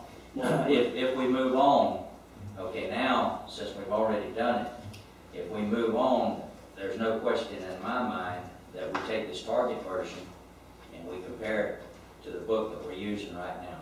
And I would assume that would be what everybody wants to do. Ronnie, this is the point. The target was given back to us without the changes that we voted on, which is what's in the original side of this analysis. Therefore, when we created our final ULDCs, we carried the target version forward without excluding the changes we approved. So what you're going to find in the final ULDC does represent the target because we did not, as we had approved by the council, make the changes in this version process. You always say, you know, here are the changes, you update the next set of documents so that we can go through and continue to move forward. So what you got in the target is it's going to look more like the ULDCs because what's in the original we've identified is missed, not made, excluded. So yeah, you'll find the target and that's what you're going to find. There's some modifications from the target because when we went forward we made some further modification. Not heavily in this area because this is the area that we had already been through. So what we do next, I'll comment later, but the point is, the reason we did this exercise is because what you have in the fund looks like the target, and it shouldn't. It should look more like the original. Okay. So the original was the one that we modified, That we sent in and said, these are our changes as the council approved them.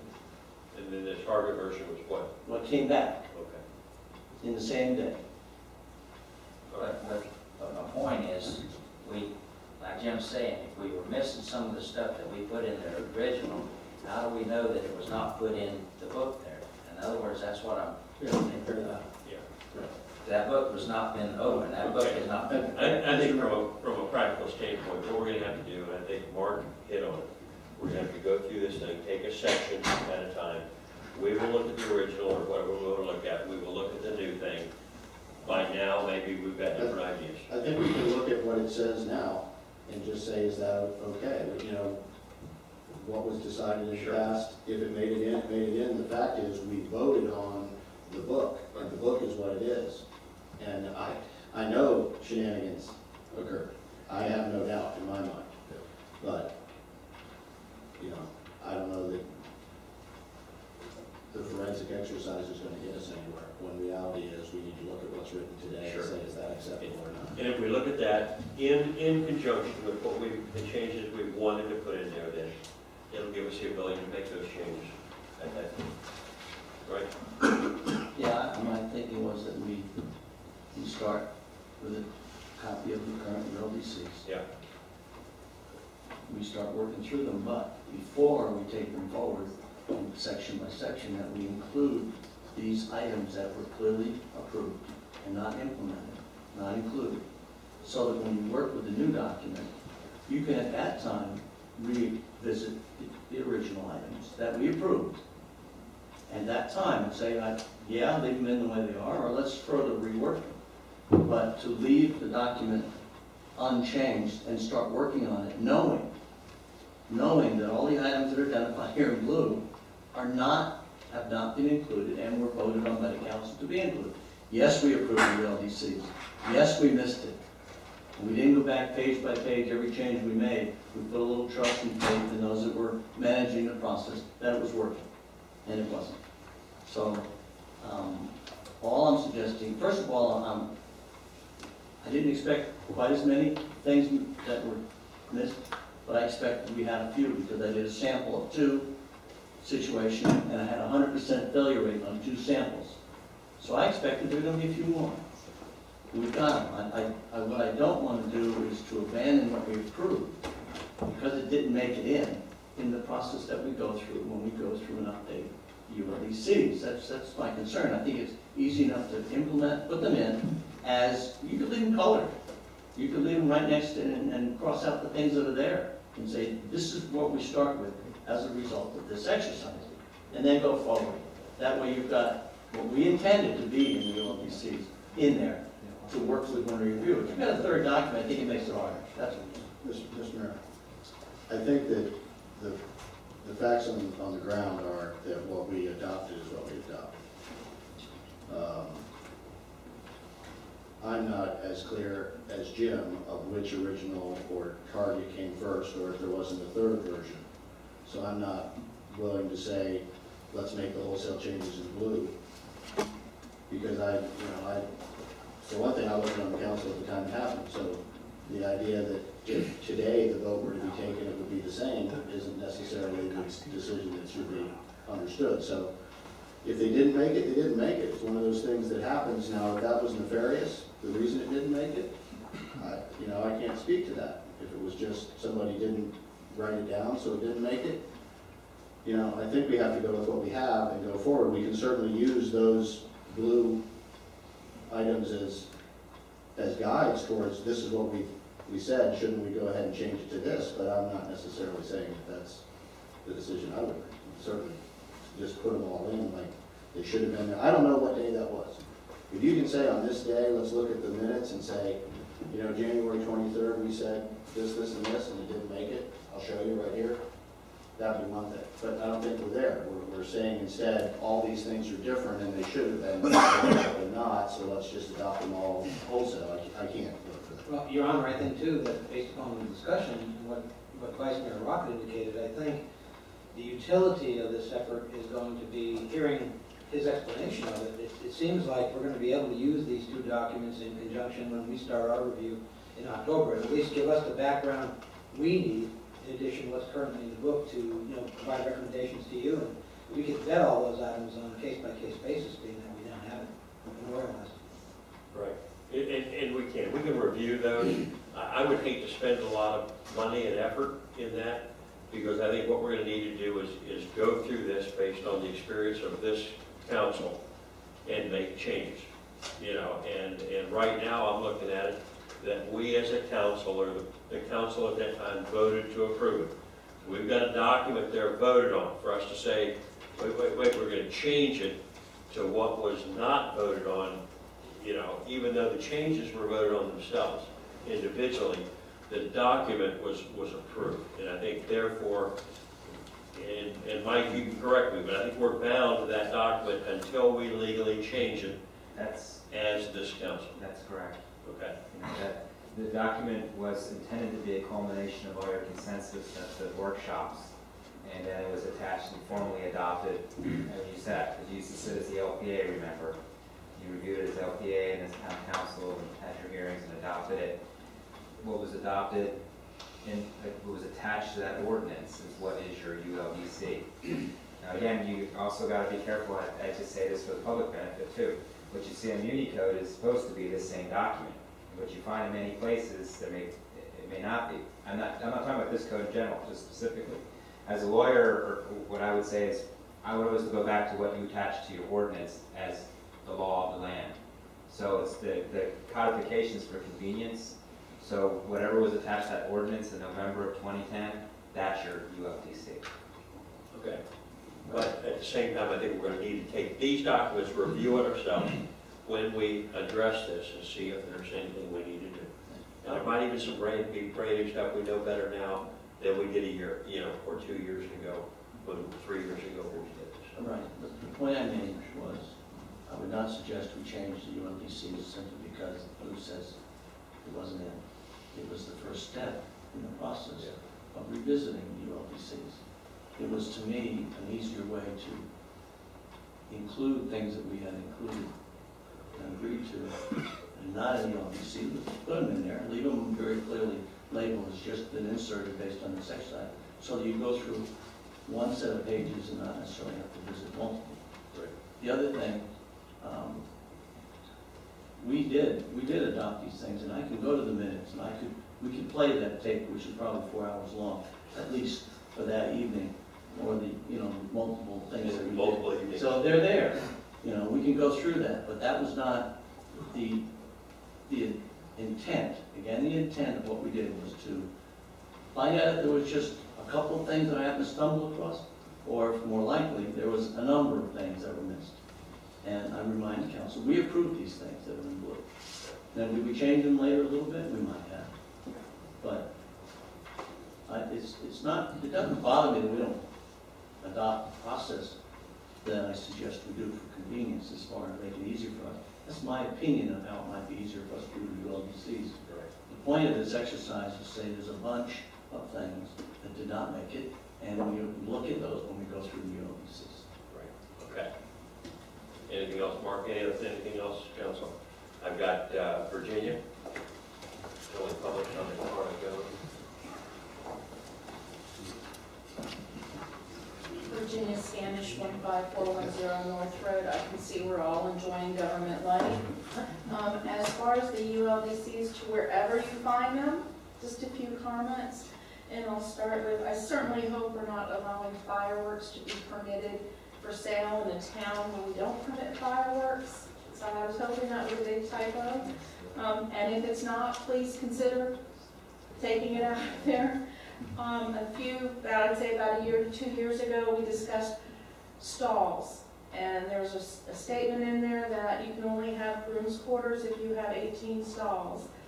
I would urge you to speak to the equestrians in the community and ask them how many stalls they usually have before they need a groom's quarters to take care of their animals 24/7. I think you're going to find it's less than 18. So I'm just puzzled why that's even in there in that amount.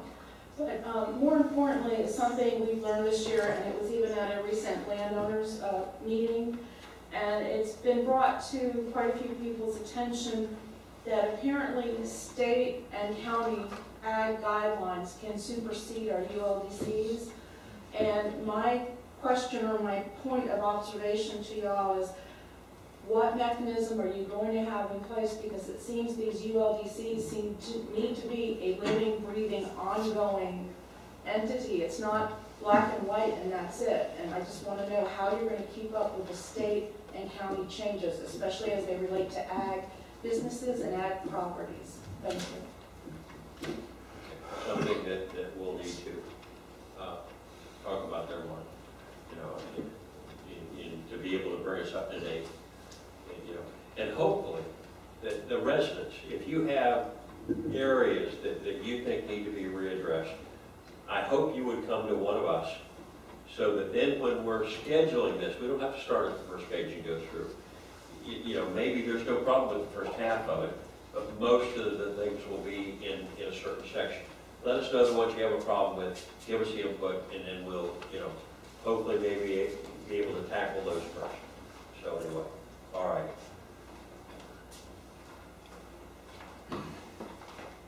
On this issue? You got no item? Okay. Oh, I'm sorry. Thais? Go ahead.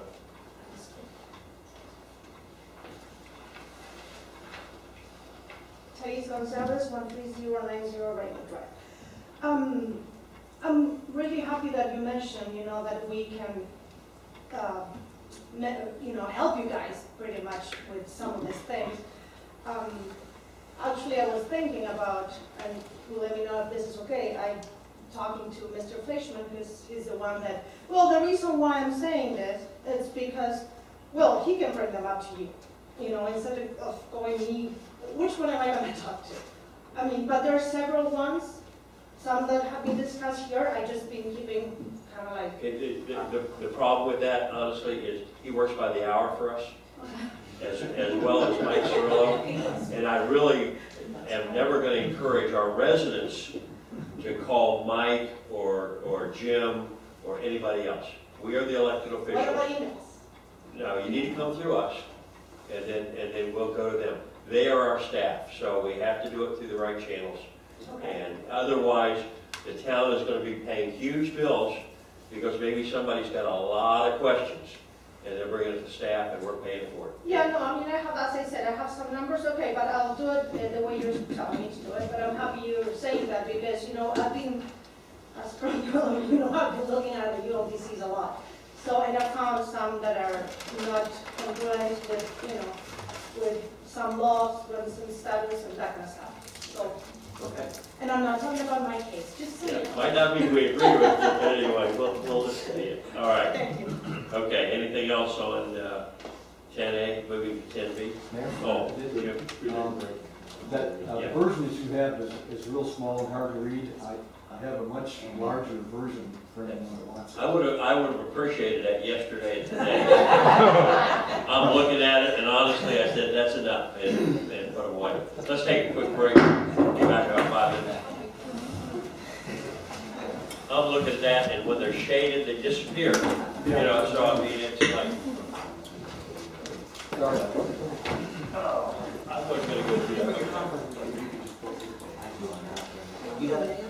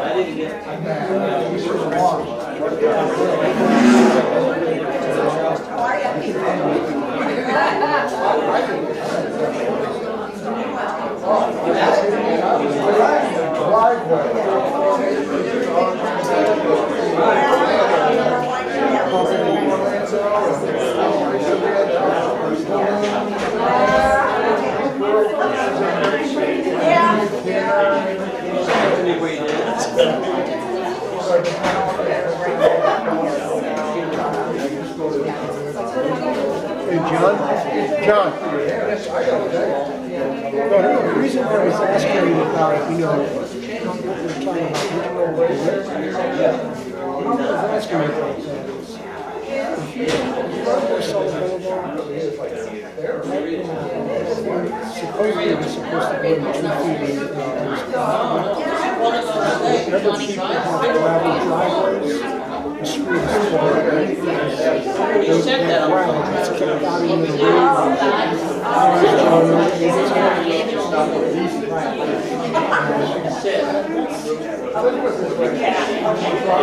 What I would like to see is that they do in the elections for I think they should be made aware their gravel is in the next return. They would like to pay the next 2 or 3 feet. Especially in front of our house.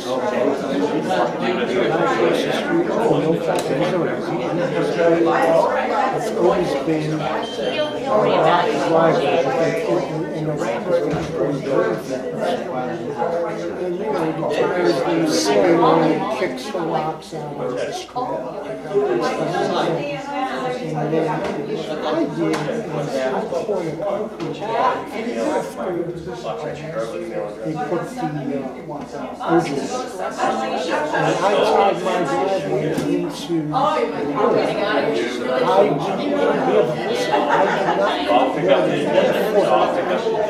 the overlap. It's always been the most I got was 1 foot of 1 inch and maybe 6 inches on the other side.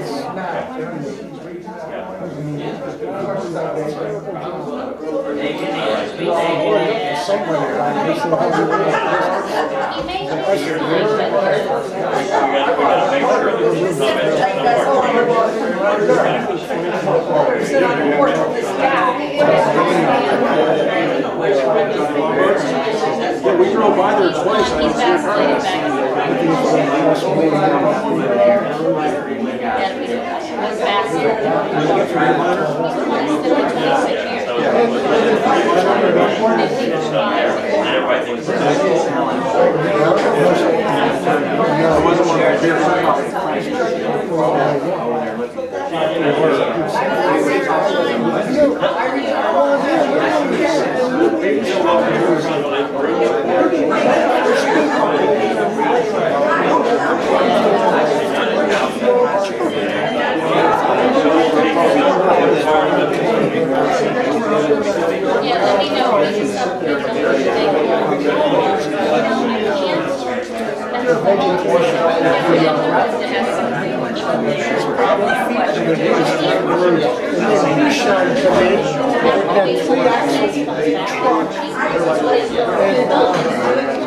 I've never seen a truck up in vegetation, but when he put his feet wherever, you could see the big house going down. Frank Shaw was supposed to be requiring that to put a board.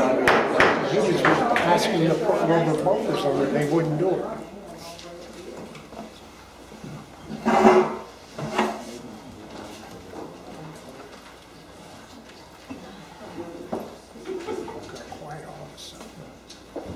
right, moving on to 10B. Okay, thank you, Your Honor. 10B is the review of the contract, town management services. The actual agreement talks about having a review by August 1st. This was our first meeting, so I scheduled it for this point in time.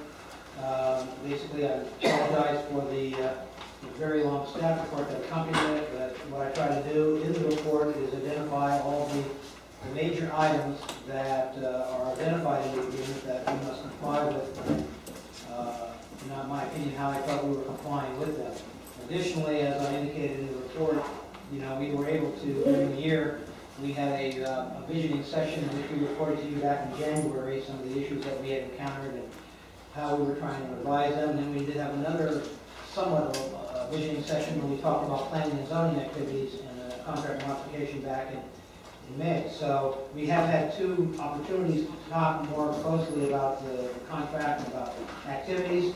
But basically, you see under the discussion, I've listed all the major items that the town management company has to meet. I did advise, where we needed to make improvements or where we weren't currently meeting with the contract, or a few minor items. And rather than go over all of them, I'd be happy to just address any questions you have, or I can go over all of them if you like, but whatever your pleasure. I think probably address the questions anybody has. Council members? Any comments? No, my thinking on this was I was going to go back through it and give Mark some feedback on his comments at a later date. Okay. Ryan? Not right now. Okay. Ron? No, not got a question. Tom? Yeah, I have no questions. I would like to say, though, that for my own part, I'm very satisfied with the performance of Underwood Management Group, certainly. And it looks like they should keep up the good work, and we can continue to go forward. Good deal. And my thought is, I don't really need the itemized thing, because my concept of contract management is you're gonna take care of everything you need to take care of. So anyway, that's kind of what I'm looking for. You can itemize it all to me. It really doesn't matter. I just want all bases covered. So anyway, thank you for the report. And moving on to, we have Marge Herzog for 10B. Just a short comment, Mark Herzog, ARU. The level of transparency and when is this new website going to be up and running, and when are tapes and recordings going to be complete and thorough is a concern of quite a few residents. So, I mean, if you need the documentation of where the breakdowns are, I can supply it to you guys so that you know which tapes are half, which video recordings are half. It's like they forget to start the machine after you've taken a break. So those are my concerns. Okay, thank you, Marge. Mr. Mayor, can I get a response from Mark on a couple of comments made then? Sure. Because I think we've got some answers that were worthwhile. Oh, yeah. I appreciate the comments from Ms. Herzog. They're accurate. First of all, we address the website. Actually, the Underwoods are on vacation right now, but we're working on the finishing touches of the website. We're at the point where it's almost ready to launch with it. We're trying to go through every aspect of it, make sure there are no typographicals and things like that. Everything is where it should be for each link. And we're hoping that within the next week or two, we're going to be ready to unveil that. As you know, we tried a couple of different things to try to improve the transparency and information to the public. Because quite frankly, when we look back, we found that the previous management company, there were a lot of tapes and things missing too. So it's not like it was perfect when we got here, and we're kind of sliding. As you know, we got the video camera to also back up the audio. We do have a number of those meetings on YouTube. You basically enter YouTube and then you hit Waxahachie Grows and it'll take you right to a number of meetings. One of the proposals in our budget this year, in conjunction with the website, is to go to streaming video because we got a very good price from the vendor. And our feeling is that overall you can't beat streaming video because what it is, it's live. When your meeting's going on, it projects live from the website, so anybody could watch it from home. And it's also a lot easier for our folks to do the transcription because that seems to be one of the problems, is the transcription on both the video and the audio. We've had some breakdowns. We've had a situation where the audio malfunctioned at one meeting, and Ron Buckley was very helpful and actually got me an audio copy so we could supplement that. And as it relates to the minutes components, we were up to speed totally with the minutes up to May. As you know, our town clerk left to go to Texas. And then at that point, we also, our office coordinator who was doing the backup also left for a better opportunity. So we had some downtime with some folks. That's our problem though, that's just turnover and how it affects you sometimes. But basically we're up to date with FAAC minutes. I think we're 1 or 2 meetings behind your minutes, but we're almost there. We should be having to roll them out at the next meeting. I have all the equestrian trails that we're putting into action minutes that we will take up in October with that board. And we're a couple meetings behind on P&Z on those minutes. But again, I don't think the minutes are as important, I think, to some folks as the audio and the actual video. I hope they like the video, being able to see it. And I think once we have the website up with the streaming video along with it, I think that's going to go a long way to enhance and increase the transparency as it relates to our town residents. Okay, so can we get the streaming video where we can stay home too? That'd be a good trick there. Okay. Any other items on 10B? Just one quick comment, Mr. Mayor. I know that when the current team came in, one of the things that impressed me right away was we started getting minutes every meeting following. So we were right up to date on minutes so we could see them. The next meeting, it was so fresh. We were doing fairly well to a point where I believe Jan on 1 or 2 occasions had the minutes done the next morning, which didn't send them out, I think, because we're trying to hold them to when we normally send them out. That's right. But we were doing well, so I know you've slipped a little bit on that pace, so I expect you to get back to where you were shortly. And that was, but I was, because our normal, if you will, it was always 1 or 2 behind, and we had started to get back to where we should be, and now I'm spoiled because I want to see it all the time. Well, Vice Mayor, the lady on your left is now up to speed and doing a bang-up job, and I think you're going to see that we'll be back to that service level very soon. I wonder, just one aside, if the council knows that their electronic copy of the agenda has bookmarks included where you can just open a little window and you go to every single item without having to try to scroll through the whole screen and find it again. That was done by Sue. Sue has added that, so. You might have a little tab. Yeah, I know, same thing as your little tab, but now it's electronic. So maybe one of the reasons we have hard copy, we may find the electronics will work a little easier for you. But anyway, just to point that out, she added that at request of something to improve what we have, and she came up with that, so I appreciate it. Thank you. Okay, moving to 10C. Item 10C is a very important item. This relates to the planning issues associated with the moratorium. What I'm going to do is quickly, in the discussion on the attached agenda framework, what I did is we staff and we broke this up, and these are the items that we believe need to be addressed in order to address the concerns that have been articulated so far relative to the moratorium. We see 3 major areas. The first area, this is going off some of the advice you gave us at the previous meeting. We need to review the land use element of the comprehensive plan for any necessary amendments to the element text.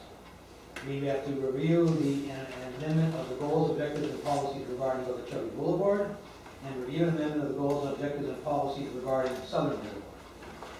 The second major area gets into addressing a number of the issues with those items in one above. They include the review of the floor area ratios along Okeechobee and Southern Boulevard corridors, as well as the overall town land use.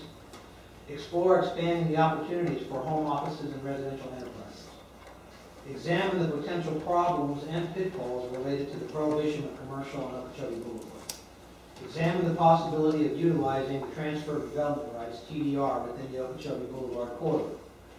Explore the possibility of utilizing market force considerations for future land use decisions. Revisit parcel sizes and minimum width depth requirements related to future development along Southern Boulevard. Review existing development and approvals along both corridors and summarize the results for inclusion and development of proposals related to both corridors. Determination of appropriate locations for commercial agricultural businesses along the corridors and the town as a whole. And in conjunction with all of the above, compare, contrast, review the requirements contained currently in the ULDC to ensure that no consistency problems exist. The third category is a review of the Tangerine Citrus Boulevard issue to determine the proper treatment and policy of this issue. And then I did identify one other item that we believe very strongly needs to happen under fiscal impact. And that is in a proposal it will be necessary to hold workshop meetings with property owners holding ownership of land within both corridors. At this point in time, I've heard from a number of council members that, you know, they come and they hear public input, but it's not necessarily the people that are being affected by these future proposals. So, I mean, we'll have a workshop where anybody in the town can come, but it's going to be specifically targeted towards an invitation to property owners to find out what their feelings are relative to land use in both those corridors.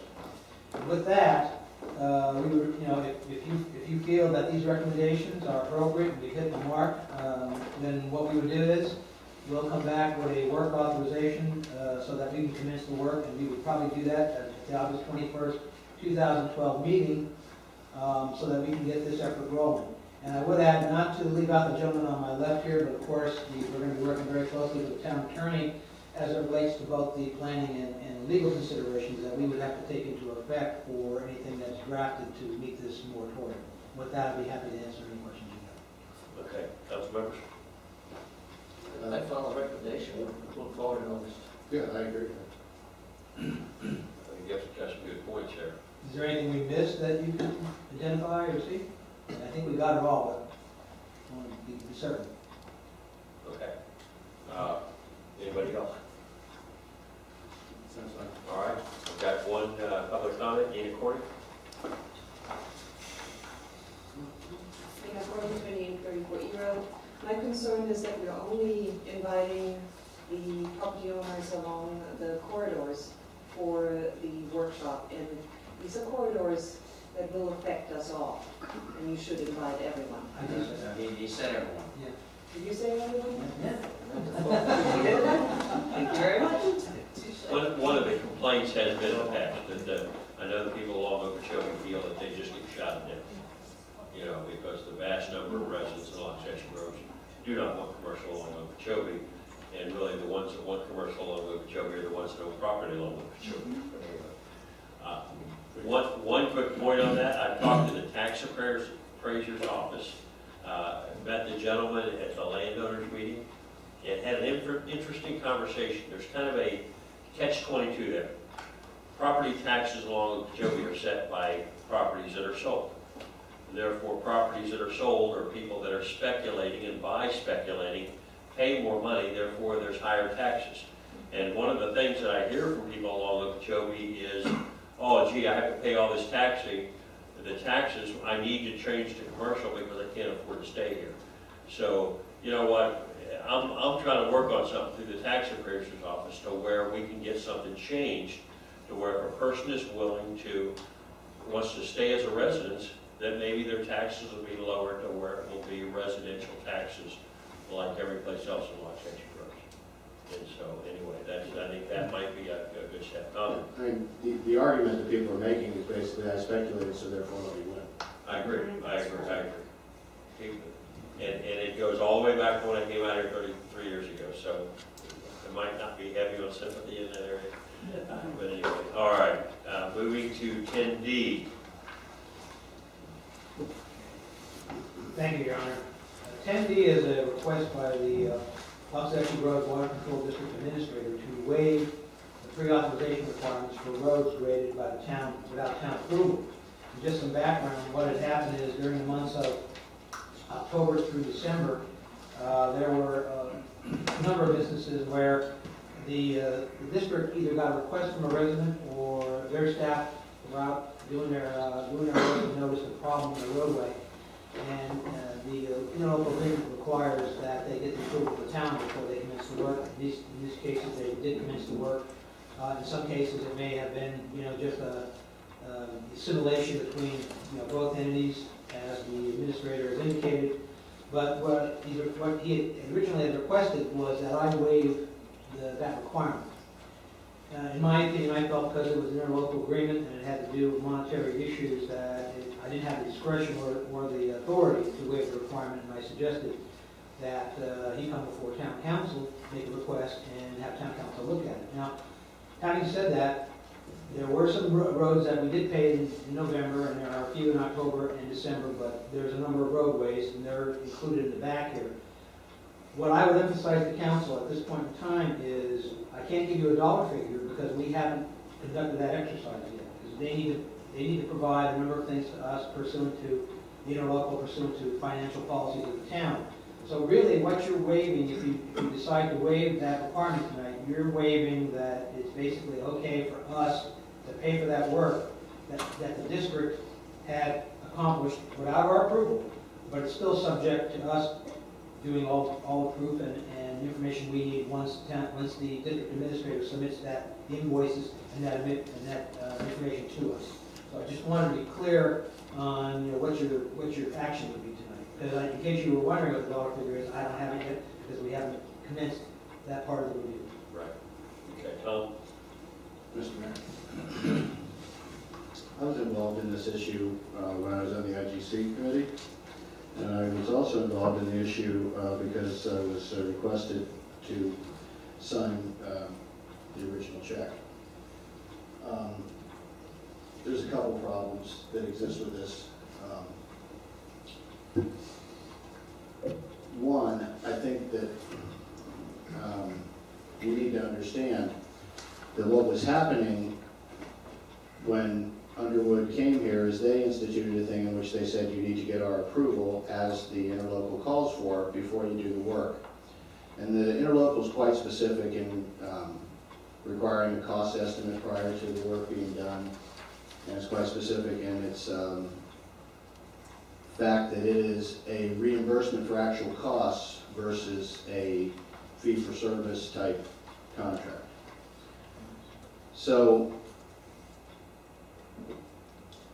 the procedures that are laid out in the interlocal agreement were not being carried out by the previous town management and the water district. That's why there was no request by the water district to do the work, because before they'd just been doing what they wanted to and submitting bills to the town management for mileage, amounts per mile that they've been doing this, and the evidence to that is attached here as the bill.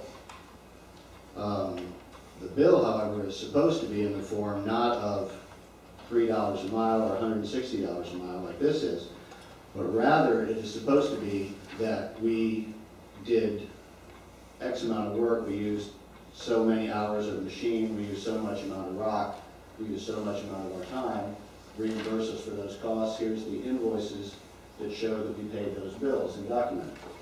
What we're submitted today isn't that at all. So I would say that the interlocal agreement is not something that came up or was negotiated by Underwood for the town. It's something that existed well in advance of their arriving here.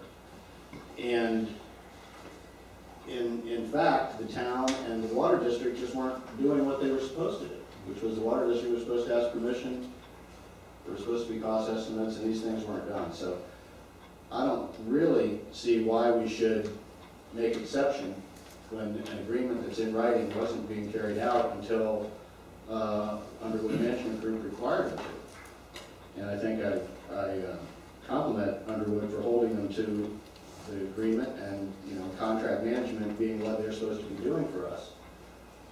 I think that they need to follow the rules. And I don't think, number one, we should make exception for them doing things that were outside of the way the agreement called for, despite the fact that that's what they may have been doing with Frank. That was them being lazy. What they were doing with the previous management group wasn't what was called for. And there's no reason to have all these agreements and say we have ILAs, we need to we need to abide by them, and then we just don't. We say, okay, well, y'all didn't do it, but that's okay.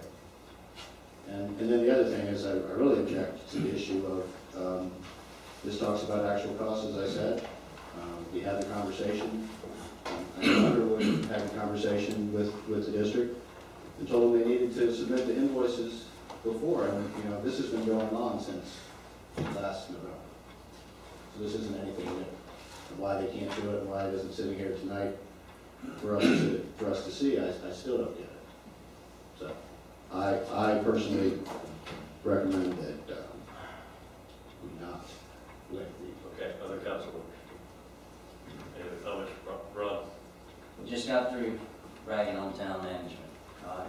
Town management recommendation is town council should consider a motion to approve payment for the road work in question with direction to the town staff to deduct previously paid road work from the request. The way I understood it, and I talked to Mark about this afternoon, there may be some requests that are being questioned, and if town management doesn't feel like that they need to be paid for it, I'm sure they won't pay them, but before they pay anybody, they're going to come back to the council, giving us a cost of what hasn't been paid. Our last council meeting, I think we had a consensus on this board. One comment was made that residents shouldn't have to call in to have their roads graded. The district should be alert enough to notice when a road needs to be graded, and they should get on it. And you were kind of tired of us having to request it, whether it was me, whether it was a resident, or whatever. Now, we've got a policy, and I do believe in the future. I don't want to dwell on the past too much, but I do believe in the future, this year, meaning this year from now on. I think there's an understanding between the two entities, between the district and the town, that we have a procedure to follow, and that procedure will be followed.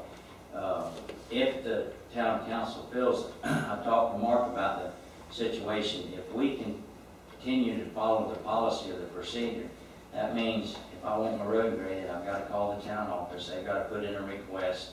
It takes anywhere from 2 to 4 days to follow that policy procedure, and then I get my road graded. Now, I would like to see a consensus from the council stating that if the district, Mike does a ride around every morning, riding the roads when he comes to work, and he's the superintendent for the district.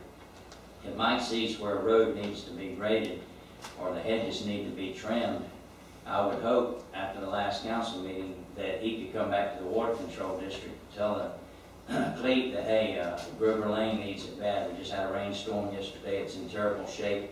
Can I get on it? At the same time, Cleat could give him permission to go over and take care of the problem. We're in hurricane season. From one day to the next, we don't know what kind of condition the roads are going to be in. I would hope Cleat could say, go ahead and get the road graded. We'll submit a request to the town. We'll advise them with their approval that we're on it right now. And that's the way I'd like to see the future go. So I would like for us to move on. I'd like for us to go with the recommendation from the town staff, take care of this problem, and make sure that we do what we said at the last council meeting. If a road needs to be graded and the water control district sees it, then get on it. And then we'll do the paperwork and stuff just like it's required. Except the job will get done before the paperwork is processed. Okay, Ryan? Yeah, well, I think in cases where like Ron mentioned, after, a hard rain or where the roads is degraded, needs to get done, I don't think waiting 3 or 4 days for that type of work is worthwhile. I think we should go and fix that right away. But some other projects which are scheduled maintenance, I don't see why the district can't provide those documentations before that. But any emergency required maintenance, I think we could say we can go ahead and have the district do the work and then submit the proper documentation for that. But anything scheduled, I don't see why they can't do. Okay, Jim? First of all, I read the recommendation, if so inclined. It doesn't say that there's a support to do this or not. I also heard from Mark that he didn't feel he had the leeway to waive the requirement. Secondly, don't see any reason why we're telling the staff to change the procedure which requires authorization. You drive down the road and you see something that is an emergency, and I haven't seen many emergencies through this town in a long time. There are some serious situations, but you can call the town and say, I mean, we could have Mike call directly to the town office and say, you know, I have a couple roads that need to be done. And whether he can get them done with equipment and whatnot, that's between him, I think, and Cleve. But if he needs authorization, I don't see a reason why that's a shortcut there. We get authorization, and that's when we have start the process that we need to know that, one, the town's authorized to work and to know what work it is to be done, and two, when the work is part of the problem was we wanted to know something was being requested to be done. Then we wanted to make sure it was done. Now, from going through some of these same things Tom alluded to, that he was asked to sign checks, I was asked to sign checks, and this, I don't know how big a role I played in this, but we could not determine, you know, who authorized, who requested this. So we wanted, for a lot of reasons. If somebody in the town has called somebody in one of the two organizations and said, I want like some work done, one, we want to know that they have asked for that and we authorized it. Number two, that it was done, so we can close that loop. And we can also, if the person calls up and says, hey, you know, I called 2 weeks ago, and work was asked to be done, it wasn't done. We go back to, we have confirmation that it was done, and go back to the person and say, well, this is what we have been told, and let's finish, you sure it's not done. But the concept was authorization and closure of the work that we know is being done. I don't want to turn over, and I don't think it's necessary, authorization to do work. If it's really, somebody's driving up the road and it's in dire needs, call the office. Give Mike the authority to call, let Lee have Mike the authority to call directly and report on the need, because scheduling and getting the work done is not going to be done by Mark. He's going to authorize the work. I don't see there's a need to change that. And they're trying very hard to put a process together that we can, one, know what needs to be done, and two, know when it was done, and then three, authorize it. We've authorized it so we can pay it. I don't want to undermine that with exceptions. That process doesn't work well. So I'm not, you know. I would agree with Jim. I'd also like to remind everyone that, you know, we are not the water control district. They are a separate entity, and they're more than happy to let us know that about the roads and such. So, I don't see them being the ones to decide what work they're going to do for us, and then we'll pay them whatever they say it was. I mean, I think that completely blows away any thought of controls. Whether, I mean, nobody would do that in their business, even if it's your mom. You know, come on, you don't just go and give somebody carte blanche to get into your checkbook and say they did stuff for you. So I think that is just not the way we should do it. And I agree that we're going to have a meeting next month to talk about the relationship between the district and the town. I think that is evolving and needs to evolve, but, you know, we're so worried about procurement and such. And here we are giving out, you know, a contract to the district that's fairly unlimited, and then we say to them, well, you decide how much work you're going to do and give us the bill. I really just can't see that, and I'm not going to vote for that, so forget it. One of my thoughts, and you know, a lot of my thinking comes from my experience in work. Sometimes you work on a great big job with a contractor, and in the contract documents it requires daily reports. But you know what? Some jobs don't care. They know the job's getting done. And so if you go along on that job for 9 months and they never require a daily report and they pay your money, chances are you won't turn in a daily report. And then all of a sudden the guy comes in and he says, you didn't turn your daily reports in, we're going to hold your $500,000 draw this month. There's because it changes without somebody saying it, you know. So I would like to see the process streamlined. You know, I agree with what everybody said, but maybe, you know, in practicality, if Mike's out there and the grader's out there and he sees a need on a road, then maybe he can call in, and as soon as he calls in, it's assigned a PO. You know, he's given a number and said, okay, here's today's date, August 7th, PO 73. And that's going to involve work on Kazoo Road. and Mike's there, he does the work. At the end of the day, he can call up and say, this is what was involved. Now you've got a track, you've got something to follow, and basically in time, because we don't have any employees, the town doesn't. So we have to be careful. There's going to be a certain amount of faith. We do have Frank Shaula that can go out there and look and something's done, but if we get something like that, I think it's going to, number one, cost us less in the long run, because by the time it goes through 2 or 3 days later, now to move a grader over to that spot and do it, well, he might be on the other side of the district. And at the same time, if the resident comes out there and says, I've got a problem right here, and they have to wait 3 days. So maybe we can streamline the process a little bit and still get everything taken care of. I mean, would be what I would hope would happen, and then there could be follow-up with the resident, as to whether the work got done and anything else. So anyway, I've got John, and I've got Frank. Mayor? Oh. Can I just, in all defense? Yeah, come on up. Clayton Sonnier, Loxahatchee Groves Water Control District. A little point of reference here. Before the town incorporated, we did all these roads on a courtesy graded basis. And we did that based on our intimate knowledge of the road situation. As we drove by them, we went ahead and graded them, typically without a request from the landowners, and it was on a proactive basis, so that we didn't wait until it became a problem. We took action and took care of it.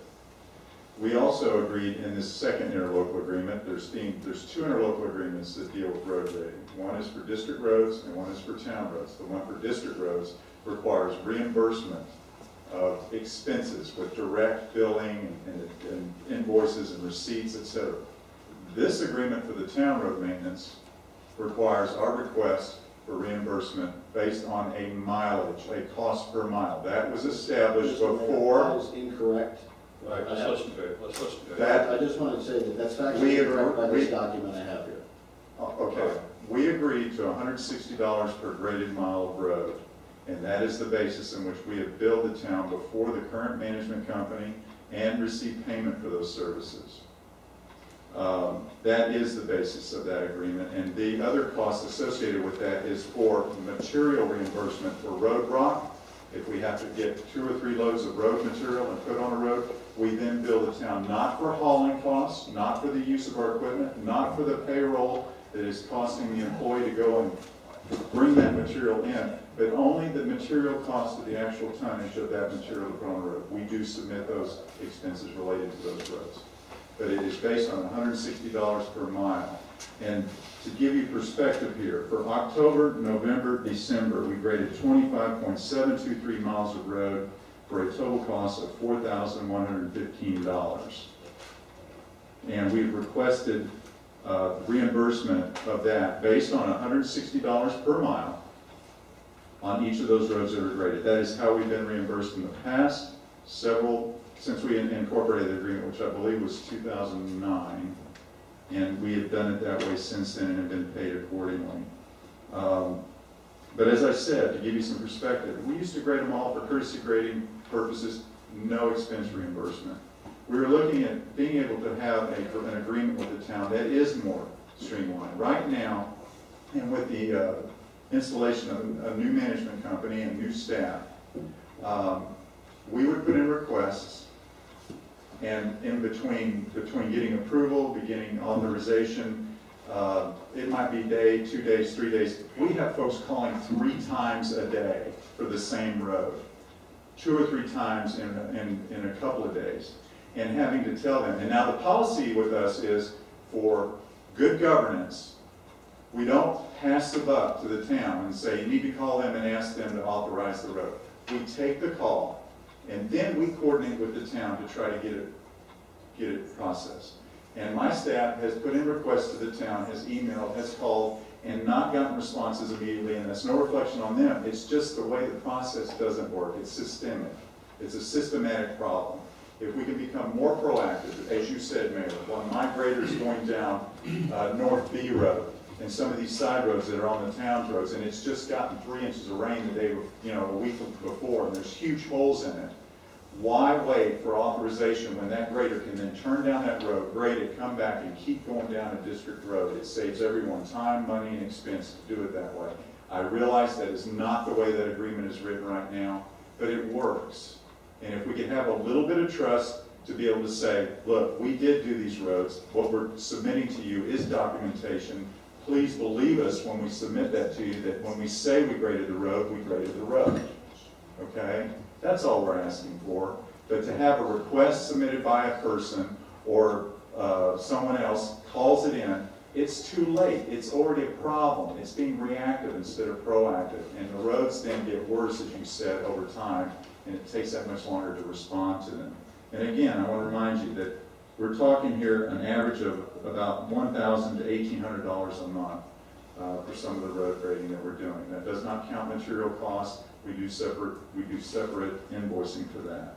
So yes, the system is not working well. It's a bureaucratic nightmare, to be honest with you. It's very convoluted and involved. And if we can come with a reasonable schedule of how these roads are graded each month and address a rated cost per mile or a rated cost per month and get those roads done each month, I think we'll have a better, more responsive, good governance type response to the people that we serve out there.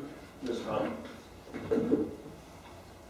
Clete is inaccurate by blatantly saying what is not in this agreement. This agreement on page 2, section 2.2.2 says that upon completion of the requested maintenance service, the district will submit an invoice for the actual costs, not a lane mile documentation, for such maintenance services, which will include acceptable documentations to substantiate the cost. The exact same cost for every single mile is not substantiating the cost. That's just the case. If that's what he and Frank Spence did, that's what they did. That's him admitting to doing it differently than this agreement says. That is how they operate. He's admitted it. I don't need to continue on that, other than he's not doing what this contract says. There was something also said earlier about comments made that they ought to do their job. I agree, they ought to do their job on the district roads first. I know roads that are a mess that are district roads, but instead of doing that, we already got our 150, so we're looking to bill you some more. And that's as plain and simple as it is, Clete. And there's little, if anything, you can do to convince me otherwise, because that's what's going on here.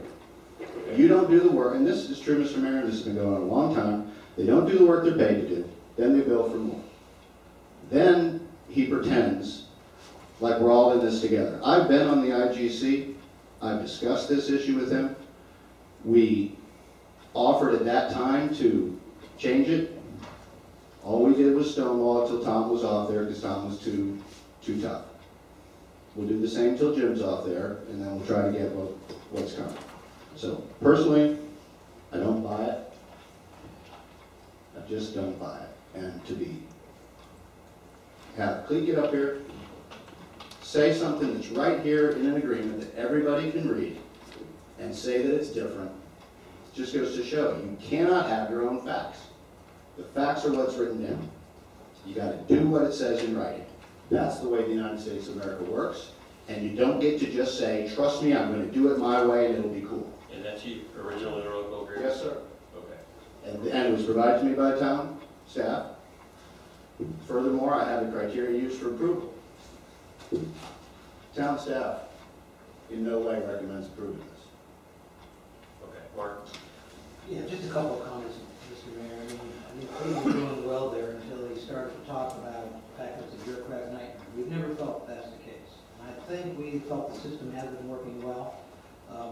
As soon as we get the word from them, we try to generate the request to them. If we get it directly, we generate the request to them. I mean, there have been some cases when I've received calls where the request has been in, they said the district never got there. I don't find fault with Clete and right away start calling them up. And but the issue is, I know Clete has resisted this, but we believe and we provided the documentation. I mean, it's not only the interlocal agreement, but we have the town's financial procedures manual, we have gas tax issues. There's a whole bunch of things that we have to follow in doing our fiduciary responsibilities. And I'm sorry if he believes it's a bureaucratic nightmare. I don't think it is. I think we're trying to do things that is the proper way they have to be done. And we're going to insist on doing it the proper way. And sorry I have to make those comments, but when he tells you it's a bureaucratic nightmare, now I'm a little irked. Actually. All right, so you're saying that there's not a way we can streamline this and make it work more efficiently? I didn't say that, Your Honor. I think we can. Okay. I think we can. I think it's working pretty well right now. I mean, we did come up with a form. I mean, I think things have been going very well. I think there have been some periods, obviously, when we're short-handed, where it might not get done as quickly as we would like. But I know Councilman Gerald has put in requests. We try to get to them as quickly as we can, generate the paperwork and get it around. I don't have any control beyond that point. And it goes to Cleese. He's doing the work. So. Well, but I think part of it then is timing. In other words, if we can streamline this, you know, in other words, sometimes 6 hours later, you know, when I'm on a job and I'm here and I say, do you want me to patch this door? And the guy says, I'll get back to you. 6 hours later, I'm on the other end of the project, and if he comes to me and says, you know what, I'd like you to patch the door, it's not going to get done that day.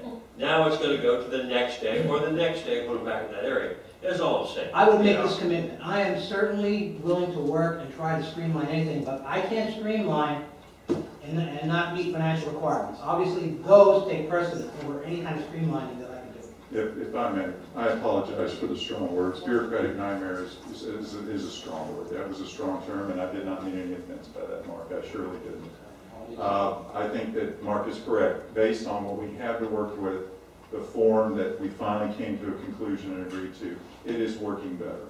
It is working much better. As you said, Mr. Browning, Mayor Browning, sometimes because there's a communication that has to take place between us and the town, that sometimes that doesn't get responded to quickly for whatever reason, perhaps. And it works for us too. You know, maybe we're working on a special project and we can't get to the road in time. Similarly, they may be working on planning issues or whatever issues they're working on, and they can't respond to our email requests in time. But in the meantime, the public is calling, and you know, a couple of times during the day, and so it's becoming frustrating to staff. There needs to be a way to streamline it. Fully agree. I think we're working toward that. But again, it's respectfully, there are financial considerations. I know that Mr. Cutney and his staff have to comply with it, that it's in compliance with you, and I did not mean any disrespect whatsoever in that regard. But I do hope that we can come to a conclusion here that the $160 per mile was agreed upon prior to Mark and them coming on board. That was an agreed upon price. That price was emailed to the town staff at the time, and it was all agreed to as a reimbursement. And that is actual cost. It's based on an average actual cost of what it costs to grade at Mile Road for the district. Okay. Mr. Mayor, emails don't supersede interlocal agreements. But a side deal between Cleet and Frank Spence has nothing to do with what the council and the water board agreed with. So I think that that's really something that should be kept. Let's go from this day forward. You know, we can't fix what was already done. We can come in here. Yeah, I think of the old Lennon and Stalin deal. If you all know the 2 letters, you know, where when Lennon was dying, he gave Stalin 2 letters. And he said, when you get your first jam, open the first letter. He got his first jam, he opened the first letter, it says, blame everything on me. So he blamed everything on Lennon, and Stalin got out of the first jam. When he got into the second jam, he opened the second letter and said, prepare 2 letters. So, I think what we have to do is go forward from this point, you know, and we can blame and everything else. You know, bottom line, I don't think we lost a lot of money in getting our roads done that way. If we paid $4,000 to get the roads, we got the roads graded. You know, wasn't the best, wasn't the most efficient, wasn't the most, you know, dollar, you know, maybe we could follow it. I think we need to go from here on out, try to do what we can, put something together that works for the residents of Lockhatchee Groves. Mr. Mayor, while I would agree with that, I think that what the point that I'm making, and I don't know if it's been taken to heart, is that the agreements that are made by the council are the agreements that exist. And staff can't just change it to whatever is convenient. And that's what they did. And that's what they did. I don't think we should reward them by saying, now let's smooth that over for you. So I'm not going to vote in favor of it. Okay. Ron? One last comment. I happen to agree with Jim and Tom on certain things, but it's like Cleet said, if the grader's going down the road and he sees something that needs to be graded, we've got a man that runs through Lockhatchee all the time. He works for us, Frank Shawla. I mean, if we're worried about him being dishonest and they call, and I do believe in authorization, okay, that could be, Mike sees something on the grader, he's got a portable, he can get a hold of Lynette, Cleat, or anybody, okay, and a simple phone call, it only takes 5 minutes, I guarantee you, they can get a hold of town management. I've never had no problem getting a hold of town management. And in the past couple of months, I've made a lot of requests, and I like the procedure and the policy. Everybody seems to be complying from the town council. I asked Denise to keep me abreast of when I put in requests. I want her to let me know if they call and say, hey, we can't do that. But the town has done an outstanding job. The district has done an outstanding job taking care of my request.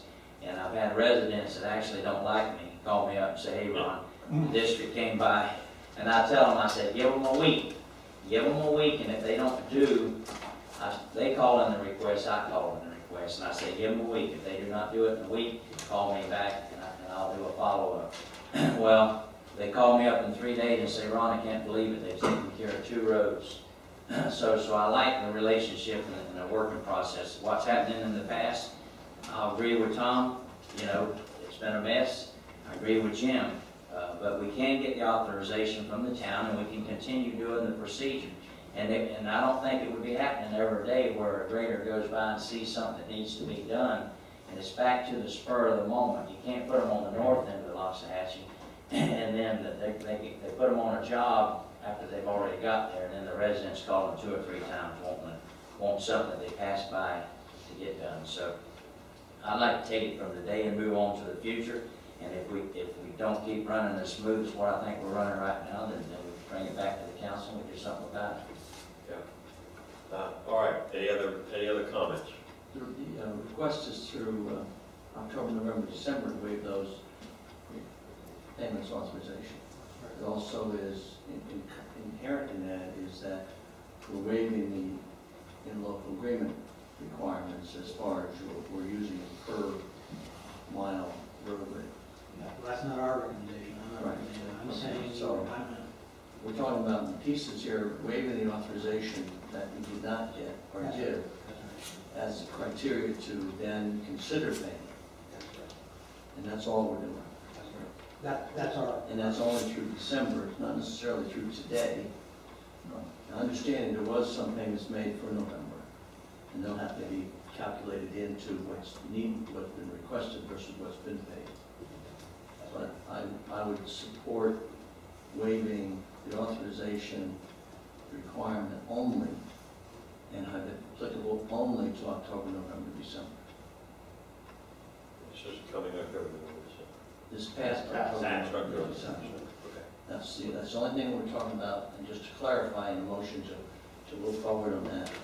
But it doesn't carry with it any requirement that the town automatically pays anything.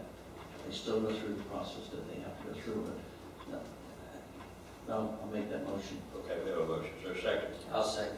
Okay, second by Ron. Further discussion by council. The only question I'd like for us to direct Mark, if Mark doesn't agree with the $160 per mile, since it's been brought to our attention, then we need to come up with a game plan that the council and the management team and the water control district can agree upon, whether it's the water control district doing the job or whether it's an outside contractor. But we need to come up with something. Now, I personally have talked to other contractors here that have done a lot of work for the district. They cannot even begin to match that $160 per mile. They won't even bring a piece of equipment in. They'll almost charge $160 or more just to transport a grader into Loxahatchee.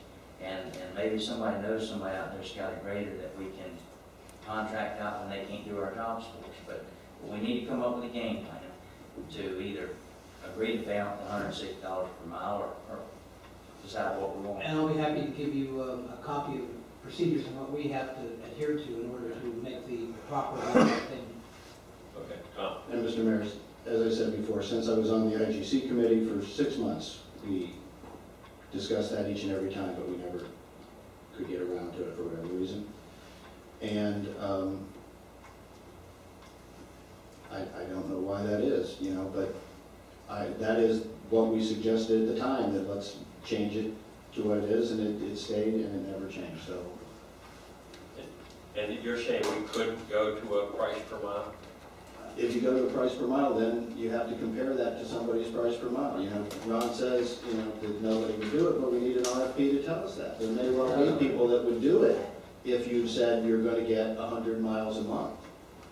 And that 160 is really 160 times 100 miles, $16,000 a month. That might be worth it for them to do it, or they might do it for $1,600 a month. I don't know, because I'm not a grading contractor, never pretended to be one. I'm just saying, without something to compare it to, we don't have anything to compare it to. We just have anecdotes. Okay, all right. I've got John Ryan, and I've got Frank Shiloh, and then I've got Peggy. John Ryan, 3508 A Road. I don't disagree at all with the kind of comments that Tom and Jim and Mark were making. We've got an ILA that doesn't work. I won't say bureaucratic nightmare, but I would say process heavy and documentation heavy. If we're talking about actual cost, trying to measure a greater operator's time, fuel to do a fraction of a mile, some kind of cost for a grader, it doesn't work. And what I brought up at a couple of the IGC meetings, and Clete followed through by recommending an annual schedule for all of the non-district roads in terms of frequency. Some of them might be graded 3 or 4 times a month. Some of them might be graded once a quarter. Some of them might be graded twice a year. It's based on experience, and we've asked the town to use that along with the town council members to get inputs and put together an RFP. The district would bid on it, other people would bid on it, but it would assure a basic scope of work that would be billed per a contract, not on a cost reimbursement basis, but on a competitive bid contract. And it would simplify, I think, everybody's life, not be in violation with the procurement policy, and not lead to just the impractical situation we've got now, where nobody's really happy, nobody's satisfied. And the problem is that you've got a variety of things that fit the district and some don't fit the district, like high altitude vegetation control doesn't fit the district's equipment. We can do some hedging, but there's mowing involved, there's grading involved. You know, it's a situation where I think that rather than try and make an almost impractical process work, we ought to get that schedule, and it was a fairly well-defined schedule, reviewed by town management and the town council, and modified however you want to modify it. And let's go through an RFP process, and the district would just be a contractor bidding. Now, I think that we do have an advantage because our equipment is here. We have a disadvantage in that the district roads are our first priority. But the benefit of at least a basic schedule is Clete and Mike would be in a position to meet the requirements of the non-district road schedule and meet the requirements of the district road schedule. And we do have some people that are chronic, please grade my road, but we also have a much larger number that are reluctant to call the town or the district and just, they try and get by with things. So I think that we need to take a slightly different approach, and I'd like this to be one of the items on our September workshop so we could discuss it in a little more detail. But I think that might be a better solution from everybody's standpoint. And that's something, if it fits with the way that you guys have to do your fiduciary. Yeah. I appreciate Mr. Ryan's Supervisor Ryan's comments. The one thing I don't want I want the council to come away with the image, and I don't want it to become a self-fulfilling prophecy, is that I'm not aware of this being a problem. I keep saying that the process is efficient because I think if we weren't getting it done, we'd be having lots of calls. And I'm not getting calls from people saying, my road didn't get repaired. I don't know if the district's going to say that's happening, but the process has been working well. So, secondly, as Councilman Golsnake talked about, I mean, and you probably heard this from me, I even suggested to Clete that we expand the interlocal to include some of the hedging concerns that we've had. So it's not a question of us taking a position saying we don't want to work cooperatively I just don't want it out there that it sounds, I mean, we have not had calls of people complaining that the roads aren't getting done. It happens occasionally, once in a while. We're not, there's no massive service call. I don't think they're gonna call you, they're gonna call Cleveland. They're gonna call it in. Well, then I'd like to see his log of all the complaints. Frank? Frank Child, Marcel Boulevard.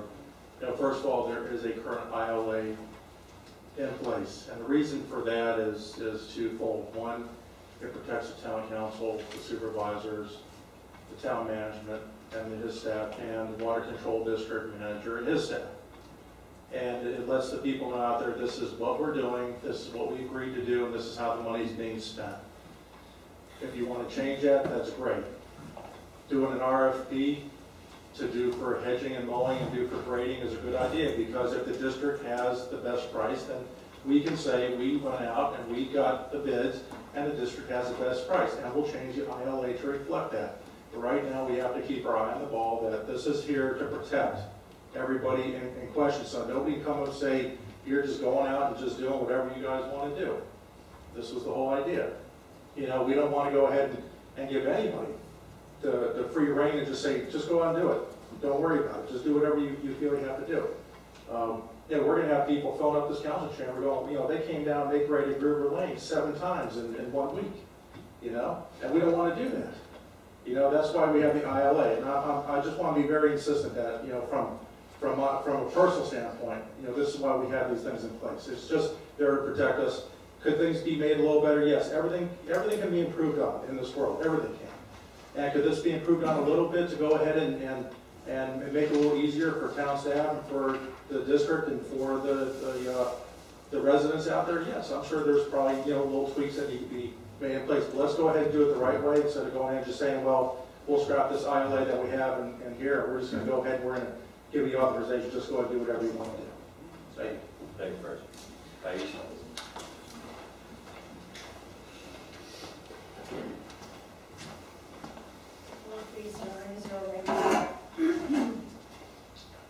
I want to say that I do understand the conflict between the interlocal agreement and the way that things have been handled. But I also know how bad the roads get, mine being one of them. I'm trying to think of possible ways of, getting it done fast and, without breaking the agreement. One idea could be, I don't know, if it's something that it looks really bad, take a picture of it. So at least you have a picture to go back. I mean, there's technology these days that we can use in our favor to do that. Or think of other ideas, which I will think and I'll let you know. Okay, thanks. Okay.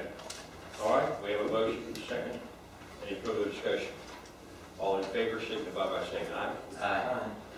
Any opposed? Aye. Motion passes 4-1. All right, moving to. Mr. Mayor, one other observation, discussion that we had. I made a comment, I don't think there's really that many emergencies we have. Assuming we're talking about a grader going down the road, and passes the road that needs attention. They can do it then, or they come down the end of the road, turn around, and on the second pass, they do it then. That should give enough time to contact the town and say, I've got an emergency. And there should be few and far between those. More, along the lines of somebody's going by, you guys need to do something in the next few days. And that would be something I think fits in well. But emergency should be very few and far between. So, and you don't have to stop when you get to the road. You go down again, which is typical. What the grader I see goes down both sides of that road, up and down. Unless it's really narrow. Mr. Mayor, real quick, once again, the point I want to make is, I am aware of district roads that are in disrepair, that are not being kept to standards. I think that they should keep up the district roads to standards before they go and do this other work, which is billable. And I think that that's a concern. I think that I know for a fact that my road, which doesn't have a lot of traffic, has big water puddles on it all the time. Why? Because I get graded twice a year. Do I pay less for this service? No, sir. I pay the same amount as everybody else in this town. The people that have the land around me that I lease from, they also pay. Do they have a canal? No, they don't. Do they have anything? They get graded twice a year. For that, a 17-acre property pays well over $3,000. We're not getting what we deserve, okay? Not even talking about the subsidy. Not even talking about these town roads. We're not getting our work done, but they're too busy out there doing this other billable work. That is a concern to me. I'm sure that some people find it amusing, but I find that myself, those on my road, have for 15 or 20 years, if not longer, got a short end of the stick from the district. We're not getting our services. And whenever I've complained about this to CLEAT or to various members of the district staff, nothing gets done. So I guess I'll just say it here every week. I don't think their services are adequate, and I think they ought to do their own job first before they start looking to do other work for the town. Thank you. You might have to call Ron. I actually asked Ron to come out and look at it last week, but he did not do that. No, my schedule's been pretty tight. No, I will find out from town management tomorrow why the requests haven't been taken care of, so trust me. Okay. Moving to closing comments. I've got public comment. Virginia? Show the one I've got. Virginia Standish, 15410 North Road. First, I'd like to say yay on the streaming video, because I know how the town council definitely wants people to give them input, and you beg for it. So I would suggest, if you want to make a legal statement at the beginning or the end of your streaming video where they can send their comments to the town council, would be a great idea. But basically, you're all mentioning a workshop that's coming up for things about Okeechobee, and it seems like the town is now evolving from the incorporation to stage to learning like, hey, we can do things, we're learning what we can do. And I'm always saying, let's make sure that we don't bear the burden of infrastructure for the developers, from the developers. This would be a good time that you guys are having this workshop coming up. Instead of it being where everyone was upset and disappointed from the last one, ask residents and landowners to bring you ideas. Instead of griping, yes, you can say what you don't like, but let it be a brainstorming session. Even, if they want to say they're going to blow up the bridge and close off E Road, just let it be a brainstorming session where you can take all their ideas and come up with something. It sounds like you're trying to come up with ideas for the town again. So I'm just saying, let them open up to you and say things, no matter how crazy, and then you can digest it. And again, stay away from taking the developers on. Thank you. All right, moving to town attorney. I'm going to report, not this week. I start my usual report next week. All right, council members. Jim?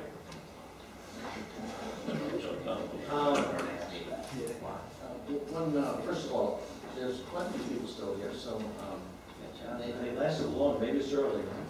But thank you all for coming, thank you for your input. We do want to hear from you all. One other comment I'll mention. I did get to meet with Jess Santa Maria. We talked.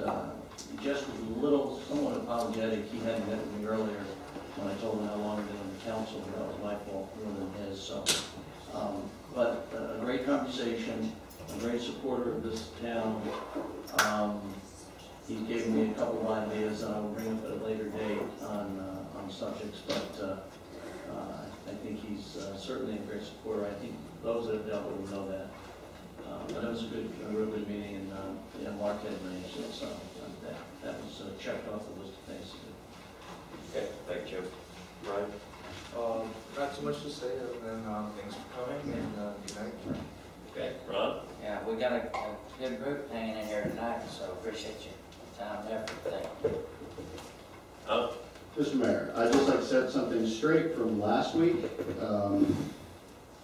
Our Vice Mayor Emeritus made reference to putting greenways and equestrian trails into the comp plan at the last meeting, and apparently he didn't do his homework before he made that comment, because the goals, objectives, and policies of the comp plan Section 5B calls for a town-wide greenway and equestrian trail system. So if anybody thinks it's not there, look it up. And other than that, I would like to say there's a lot of new faces, and I'm glad to see people getting more involved. And that's always a good thing. All right, and thank you all for coming. One quick thing, we mentioned it last week. I got with Mr. Yees. He is willing to go with what we discussed at the last meeting. Mike is going to write up the contract, so he can get with you, Mark. That way we've got what we need in it, and he said he'll sign it. So anyway, we'll have it in writing. And anyway, Your Honor, I would just like to at least ask the council to take a step back on that, and we need to discuss that. Because, first of all, I'm concerned about the fact that a member of council is basically moving into an administrative area, and I was going to address that to you all. That concerns me. Secondly, the deal that at least was described by Mr. Lip, I don't consider that to be a very good deal, and I did want to talk to you about that all individually. So I wasn't aware you were going to move that quickly, because I thought you and I were going to get a chance to discuss that. But there are a lot of considerations, from risk management issues to you name it. And I just didn't want to have a public discussion in that regard without talking to you all individually. So I would hope that we can maybe defer that so we could have a discussion before we move forward. and my thought was we had made a decision as a council for me to approach him. And that's all I did, was call him and ask if he was willing to do that. So, I mean, that's where we're at. So I need some direction. You know, I mean, are we going to stop with what we're doing, or are we going to go ahead?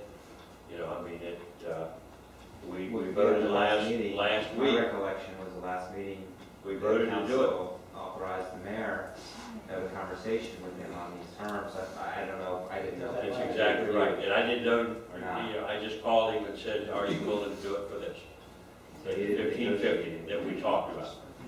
And he said he was. So, I mean, you know, this is the way we got to do business up here, not meeting with us one-on-one. It's got to be a few, you know, and you know, and the problem, you got to say it. Okay, well, I would say up front, I think and this is a charter issue, and we need to talk about it, but I think really negotiating a contract actually is the purview of town management and not individual council members.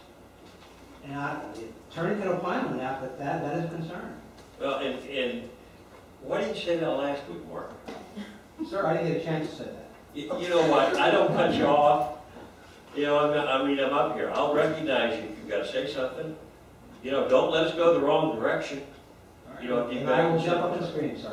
No, you don't have to jump up and scream. I recognize. I think maybe for this thing, maybe Mayor, you and Mark talked, because my understanding was you would speak with Mr. Yee and get with Mark at some point on it before we brought something formal to the council. There's nothing formal tonight. Right. But I don't think there was any action taken inconsistent with the charter, because it was contemplated that there was going to be confirmation of that conversation, and there was going to be integration with town management on working on what to do next. Right. And I think that's where we're at. The way I'm And when I talked to Mike, I told him to get with you and to be able to work out. Yeah, I apologize. Which rooms, the floor plan, whatever worked right. But I was just following the direction of the council.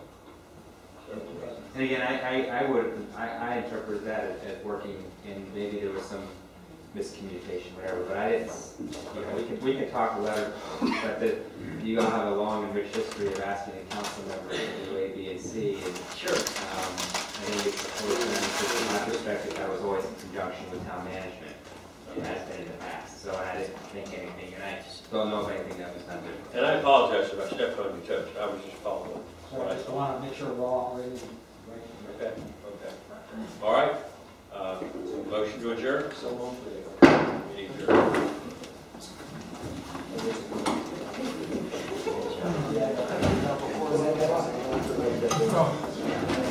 Sweet, Bubba. How you doing? How you doing?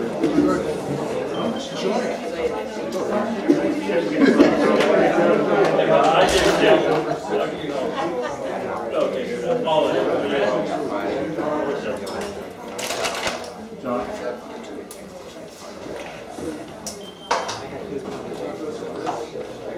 Well, I didn't see a lease. Well, they killed. I like